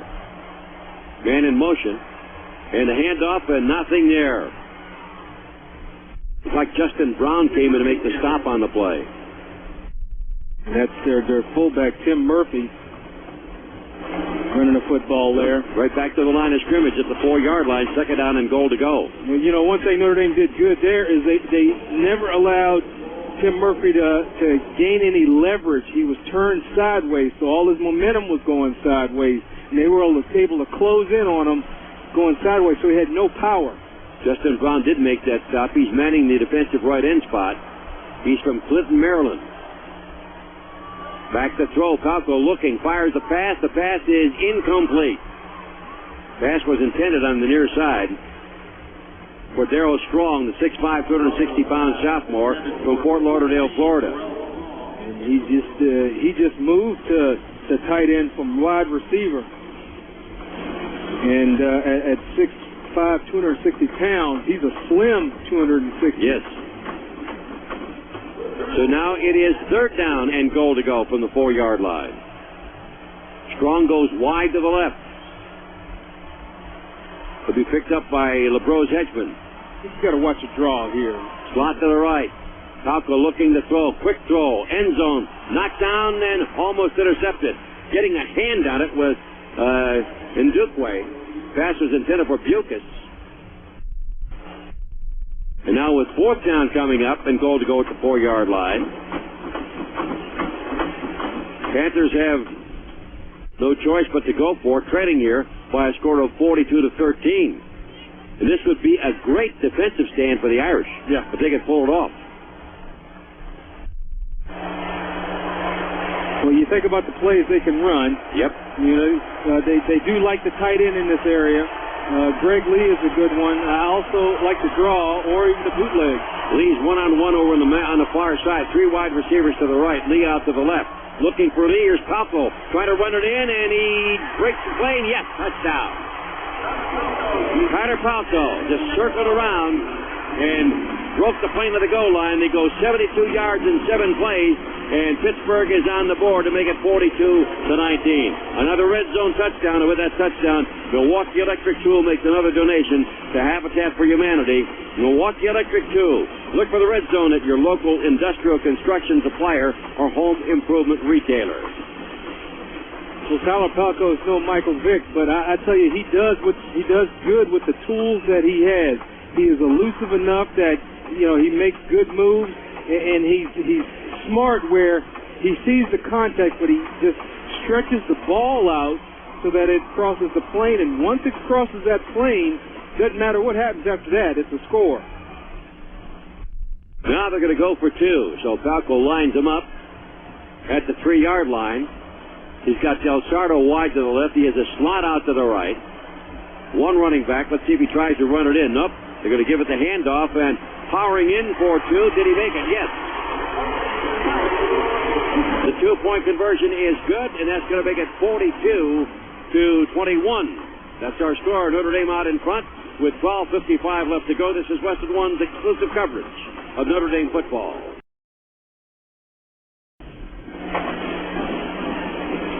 The last time that Notre Dame punted was the first time, obviously, but they had scored 5 straight possessions. That's an efficiently run offense. Not counting the interception by Zibikowski in the final play of the first half. Well, Notre Dame has run very well on offense, and they've spread the ball around. It's a Charlie Weis offense, which he's proven on the highest level that he knows how to X and O somebody. Now, on this kickoff return, Notre Dame has his hands team in, just in case they're thinking about the onside. David Grimes, a freshman, is the lone man back there at the 15-yard line. Everybody else is up around the 45 or 50, with the three backups somewhere between the 40 and 45-yard line on the near side, expecting the onside kick.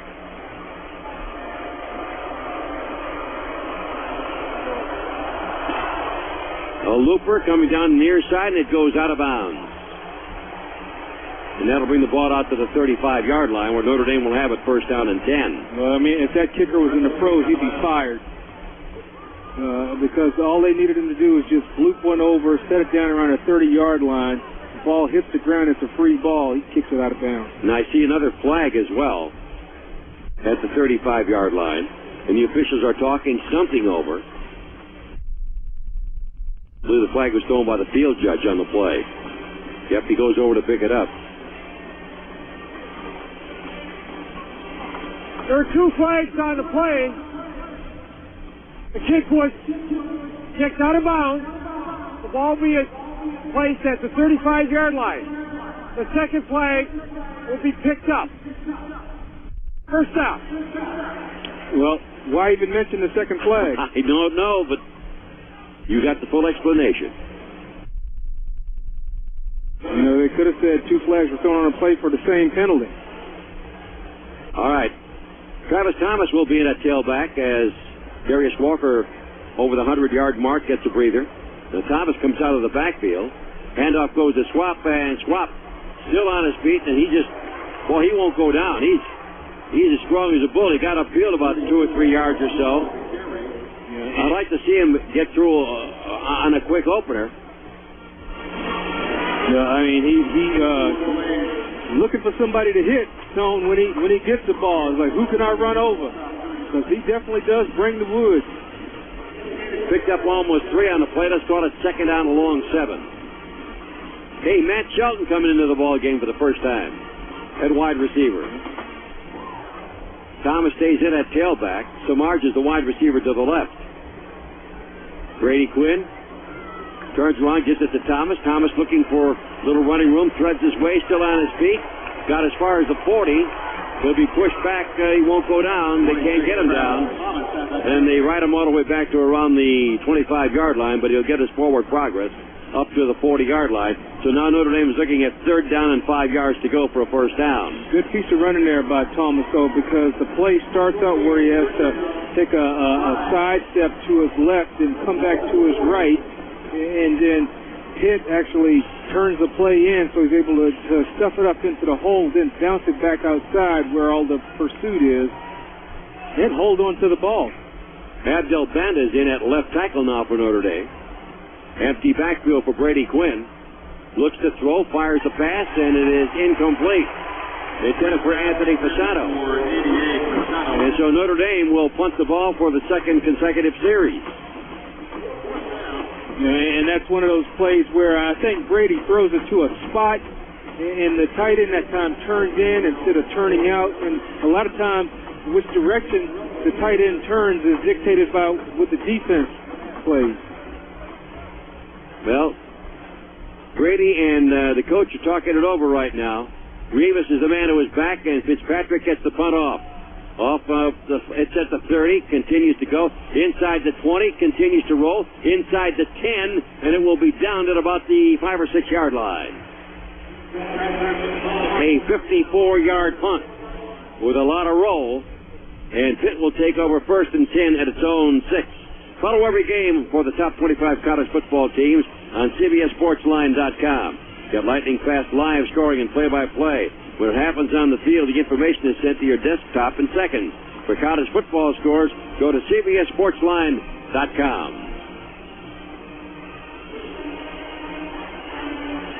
Well, I'm sure Charlie Weis was talking to Brady about his ball placement. You know, it's one thing if the defense stops you on a drive, but you don't want to stop yourself.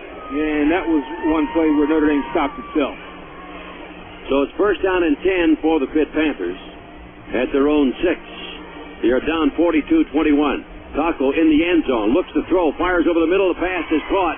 Zbikowski makes the tackle on the play. But Pitt gets the first down up around the 26 or 27-yard line. Derek Kinder comes all the way across the formation. No relation to Randy Kinder. No relation. Who once played at Notre Dame. Oh, this one should be reviewed, Tone. Because this ball comes out. Don't know if it will be. Well, most of the coaches are down on the playing field. I think Charlie Weis uses only 3 coaches up in the booth. First down and 10. The ball at the 28-yard line.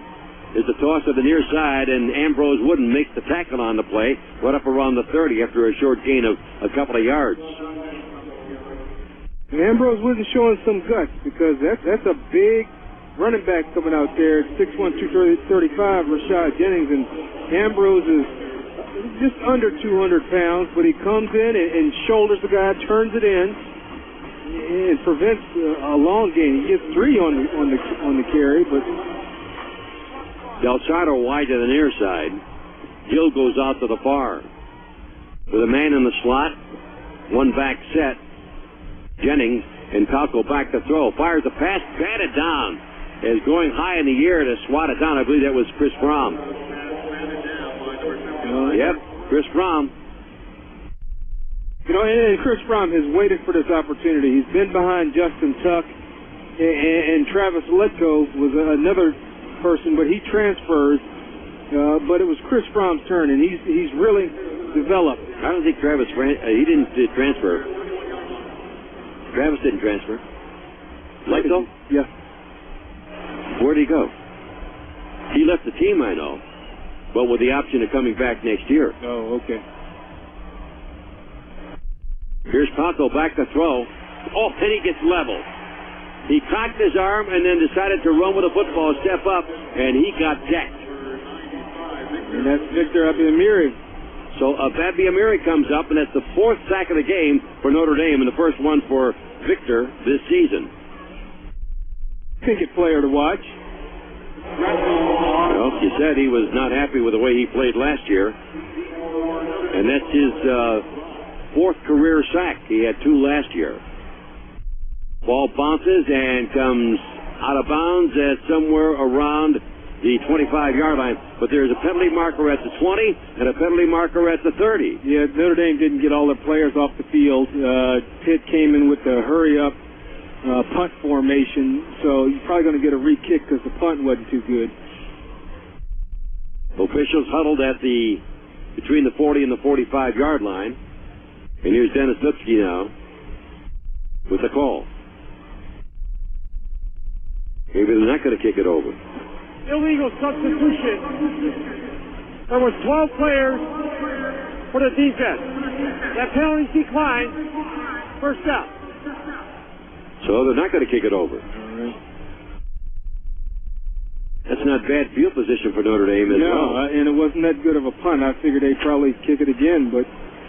So Notre Dame takes over 1st and 10 at the 25, and after getting 5 scores on 5 possessions, Notre Dame has been stopped the last 2 times, a 44-yard punt. So we'll also get a new quarterback. We'll get a chance to see David Wolke. He played for 1 series last year against Washington. Well, I mean, it's good to get him in, to get some game experience. 6'2", 196-pounder. Hands it off to Travis Thomas. Thomas looking, gets to the outside, 30-35. Thomas up to the 40, finally out of bounds in front of the Notre Dame folks on the far side. Thomas has just run for a first down. Now, Wolke, 196-pounder from Mount Juliet, Tennessee, as we said, saw action for 1 series against Washington, so he used up a whole year of eligibility by playing in that 1 game. Well, I tell you, Peter Voss, the quarterback coach, what he says about Wolke is he's an intense competitor. Used it twice. You know, and the coaches say things like he's got great poise and he's a competitor and, perfect mentality for a quarterback in this system. Hand off again to Thomas, and Thomas will carry the ball and bring it past the 40, but there's a penalty marker on the play as he's dropped at about the 44-yard line. Well, I think what you can expect from here on out, Alan, is for Notre Dame just to run the football. Yeah. Until Pitt can stop them. Offside is the call against Pittsburgh. Defense. 5-yard penalty. Repeat. First down. So Wolke getting a chance to play. Evan Sharpley is the third quarterback on this team, and he is just a freshman from Marshall, Michigan, and he also has a lot of promise. Well, Evan Sharpley was a good find because Charlie didn't have that much time to recruit and was able to get a guy like Evan Sharpley. Anastasio was the wide receiver out to the right, but Thomas gets the ball on the carry and brings the ball past the 50 down to the 49-yard line, and they will move the chains on that one. So Thomas runs for a first down. And he runs hard. That's the thing. He's got such, his legs are, got good knee lift when he runs, leans forward, and I mean, he runs with a lot of power. Well, that's the 30th first down in this game for the Irish. And a lot of the folks who are here at Heinz Field hopeful to see a new regime with the Pitt Panthers beating Notre Dame have left. Again, Travis Thomas squirts through and gets inside the 45, down to the 43-yard line. When do you start getting tired? After how many carries? Ball's not heavy, so you don't ever get tired. Okay. But sometimes you can get near in a series and you're expending so much energy that you get winded, and you just have to talk to yourself. You got those demons in your head saying, hey, tell the coach you want to come out. And it's like, no, you can't. You can't be tired till you score.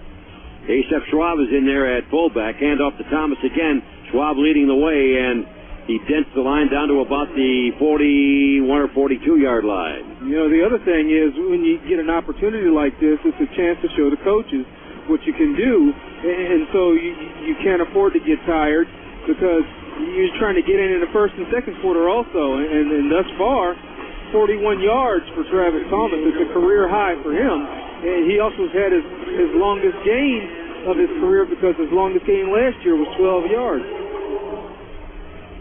It's third down and about 2 yards to go for a first down, and the time is now down to 7:15 left in the fourth quarter. Wolke under center. Takes the snap, gives it off to Thomas, and Thomas doesn't get very far.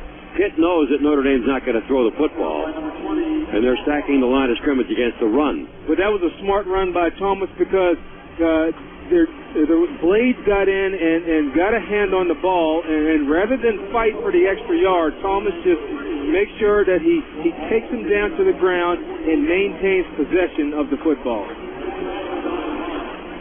So the punting unit comes in, and for the third consecutive series, Notre Dame will punt the football. Rivas is back down around the 10-yard line. DJ Fitzpatrick, last punt was a 54-yarder. At the moment, he's standing at the Notre Dame 43, awaiting the snap. Running some clock. Let's see, they will take a delay game penalty. 5-yard penalty. Can we confirm? Yeah. The Chief Justice, Rehnquist, has passed away. Another penalty against Notre Dame, 10 for 94 yards. Ball is now at the 47. Fitzpatrick ready. Gets the snap, gets the boot off. It's a nice one. High and deep. Will hit down around the 1-yard line, and a great effort by Ambrose Wooden to try to keep it out of there, but it goes in, so the ball will come out to the 20-yard line. Our score is 42-21. Notre Dame is out in front. This is Westwood One's exclusive coverage of Notre Dame football. Tony Roberts along with Alan Pickett, and a couple of plays run here while the announcement was being made, and Pittsburgh has gotten a first down. They've gone from the 20 up to about the 37-yard line. Falco back to throw once again. Fires the pass, and the ball is caught. Mike Richardson there to make the tackle on the play immediately after the catch was made. It'll be good for a good 5 yards or so. Pinder again with a catch. He's a 200-pounder from Albion, New York. And Pitt in their hurry-up mode of offense, and so Notre Dame just making sure everything stays in front of them. Falco standing back there. Pass is up there, and it's caught. Grab is made, up there by Steve Bucas at the 40-yard line. He gets knocked down at the 38-yard line. And Maurice Crum on the coverage. Maurice Crum that's the matchup that Notre Dame wants. Maurice Crum is tired, though. You can't be tired when you're in the game, man.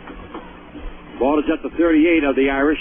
Back to throw, looking. Taco eludes the rush, comes out to the near side. Pump fakes, he's going to run the ball. He eludes one tackler and then gets hit and gets knocked down at about the 31. Check that, make it the 29-yard line.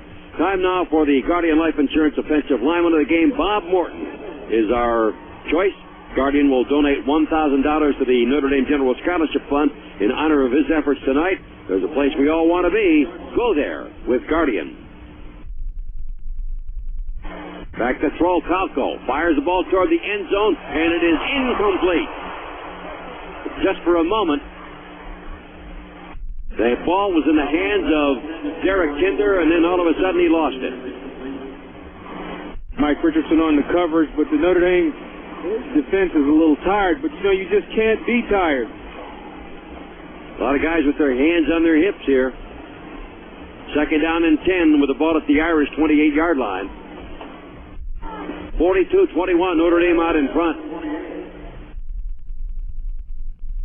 Notre Dame rushing 4. Now they come with a blitz now. And Calco under pressure, down he goes, he's sacked. 5th time he's been sacked tonight. Hoyt got him, and the man who came on the blitz, Corey Mays, got blocked but then kept on coming, and then Hoyt got in from the left side, and between Mays and Hoyt, they probably get a half a sack apiece. Third down, 20. And you just don't let the quarterback just sit back there and pick you apart. You put pressure on him. So here is Calco back to throw, fires up the middle, and the pass is incomplete. Way off the mark. Yeah, and that's what pressure does. It makes him release that ball maybe a second sooner than he wants to, and the receiver has no chance to catch it. Bucas was the man for the pass move for whom the pass was intended, and he's asked to come out of the ball game. He's winded. This wasn't a bad night to play football, Mr. Pinkin. Oh, beautiful weather. And I don't think it ever got over 70 degrees today, or 77 today, and then game time probably in the high 60s. 4th down and 20 for the Pitt Panthers. This could be their last hurrah. Calco back to throw. Sets up. Pressure's on. He's sacked again. Big pressure put on. Corey Mays for one. Brandon Hoyt for the other. That's pretty good twosome. That's a real good twosome. And the two very athletic guys that take a beeline to the quarterback. Pitt can't block them. Time now for our Wrangler New Generation Player of the Game, Darius Walker, 103 yards.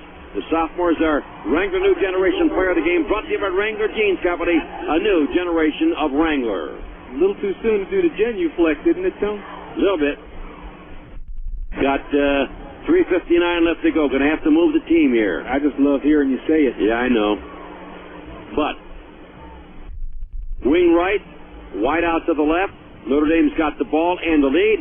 And let's see who comes in this time. It's Jeff Jenkins get a chance to run the ball.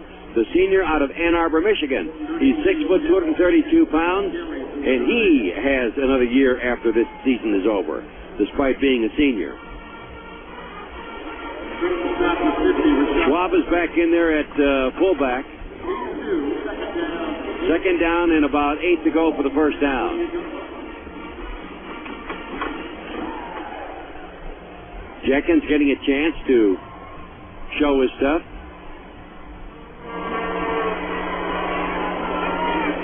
Wolke is the quarterback again. Hands it off to Jenkins, and Jenkins met and then hit and dropped at about the 46 or 47 yard line of Pitt.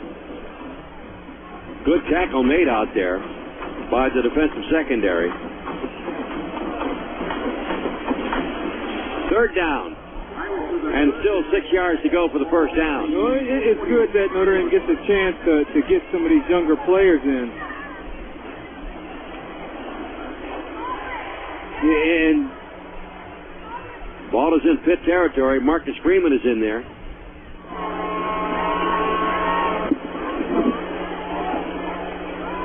Back to throw. Wolke looking, may run. He gets down to the 45, still on his feet, gets to the outside, got the first down at the 30, and inside the 25 to the 24. He's got some quicks and some moves as well. Yeah, that's the stuff he did in the spring game. In the blue gold game, he was scrambling all over the place, and I think he probably earned the spot in the spring game. Time for our Sylvania Player of the Game. Brady Quinn, he's our Sylvania Player of the Game, and Sylvania will make a $1,000 donation in his name to the Make-A-Wish Foundation. Sylvania, see the world in a new light. And Brady had some good stats, which I know you'll cover later, Tony. 22 yards for Wolke on that run. Hand off right side, Jenkins. Jenkins to the outside. Jenkins very close to a first down. Picked up probably 8 or 9 before he gets bumped out of bounds on the far side of the field. Well, the thing Jenkins has to do on that carry, did a good job of getting outside, yes. But the clock is your friend, so just go down, let that clock continue to run. But also as a running back, I understand that you want that clock to stop so you can get a few more carries. Well, he picked up 9. It'll be second down and a yard to go for Notre Dame.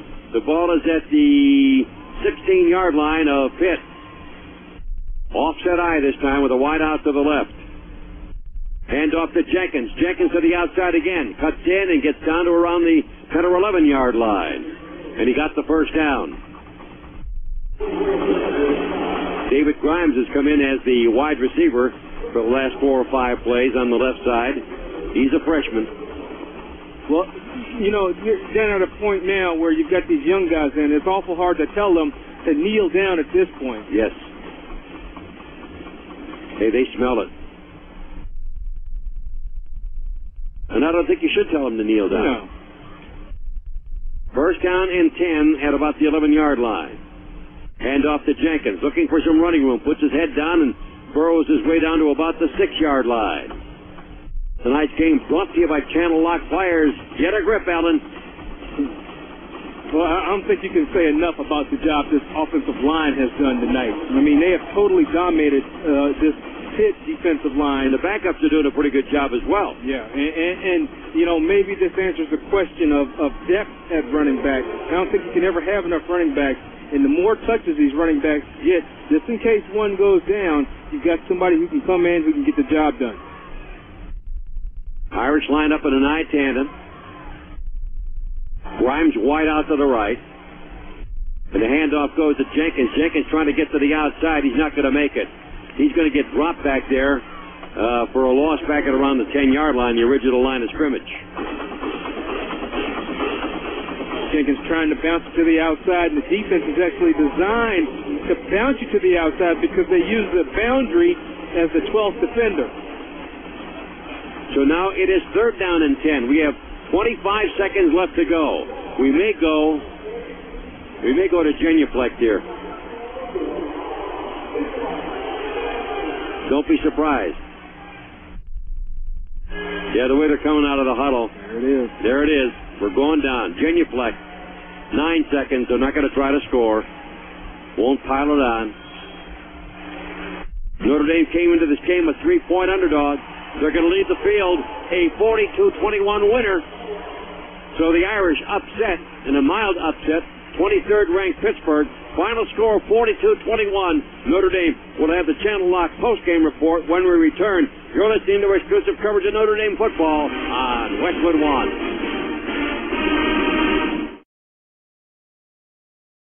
Welcome to the Notre Dame football postgame report on Westwood One. Brought to you by Channel Lock, makers of over 120 sizes and types of pliers. Channel Lock, get a grip. Once again, here's Tony Roberts and Alan Pinkett. Well, Alan, pretty impressive performance there by Notre Dame for 3 quarters. They kind of sat on a little bit in the fourth quarter and made some mistakes, but for 3 quarters they were certainly the dominant football team and did an outstanding job. And we got to see a couple of quarterbacks. We got to see about 4 or 5 tailbacks, a couple of fullbacks, and we saw the ball spread around as far as the receivers are concerned. Brady Quinn throws for 2 scores. Walker scores twice on runs. Check that, 1 on a pass and 1 on a run. Powers Neal gets 3 touchdowns in the ball game. So we had just a pretty good all-around game, and the offensive line was just outstanding. 275 yards rushing, 227 yards passing, a total of 502 yards offense. That's excellent output from an offense that averaged 127 yards rushing last year, and in terms of passing, only averaged 218 yards. So the question mark was the offense. You know, could Charlie Weis put his stamp on this particular offense? And I always felt like if he could do just a little bit of what he did in New England here at Notre Dame, that Notre Dame would be a force to be reckoned with. As we look at tonight's final stats brought to you by Consort Hair Care for Men, hairsprays and gels, guaranteed to give you a great hold. Notre Dame had 32 first downs, Pitt had 19. Pitt had 321 yards, total yards, 232 passing, 89 rushing, 21 out of 36 for Tyler Palco, 18 out of 27 for Brady Quinn. Each one had a pass intercepted. There were 2 turnovers for Pitt. They lost the ball once on a fumble, 1 for the Irish. 10 penalties for Notre Dame for 94, 6 for Pitt for 54. Irish had 77 offensive plays for 66 and 66 for the Pitt Panthers. Quinn, again, 227 yards passing, 2 touchdowns. Fasano had 4 catches for 42. Walker had 3 for 50. One was 52. One was a touchdown. Samardzija got his first touchdown catch of his career. Walker rushed for 103 yards. Powers Neal had 41 yards on 8 carries and 2 touchdowns. And Travis Thomas had 40 yards on 8 carries. So a good job by the Irish, period, offensively. Well, I mean, the rushing really stands out when you look at the averages of all the guys that carried the ball. It was better than 5 yards a carry tonight, and being able to spread the ball around to the various receivers. And then the defense doing a great job of making Pitt a one-dimensional football team, and having them actually go to what a lot of people would perceive as their strength, but being able to shut them down. Their strength is passing. They're trying to become a running team, but Notre Dame did a good job of really imposing its will on them. And one more for the defense. They had 5 sacks tonight. Again, our final score, 42-21, Irish over the Pitt Panthers. This is Westwood One's exclusive coverage of Notre Dame football. The final score, Notre Dame 42, Pitt 21. You've been listening to exclusive coverage of Notre Dame football on Westwood One. Tonight's game brought to you by Guardian Life Insurance, Sylvania, Wrangler Jeans, Coke, Consort Hair Care for Men, Xerox, Channel Lock, Chevrolet, Milwaukee Electric Tool, and by State Farm Insurance. Our crew tonight, studio coordinator Larry Costigan, statistician Buck Jersey, engineer Bill Carambellis, producer Al Smith, executive producer of Westwood One is Chris Castleberry. Join us next Saturday, September 10th, for our next broadcast of Notre Dame football, beginning at 11:30 a.m. Fighting Irish will be in Ann Arbor to tangle with Michigan's Wolverines. Also next weekend, stay tuned to Westwood One for the best in college football: South Carolina, Georgia, Arizona State, LSU. Check local listings for the games and times in your area. Again, our final score from Heinz Field, 42-21, Notre Dame over Pitt. For Alan Pickett, I'm Tony Roberts. Thanks for joining us. You've been listening to exclusive coverage of Notre Dame football on Westwood One.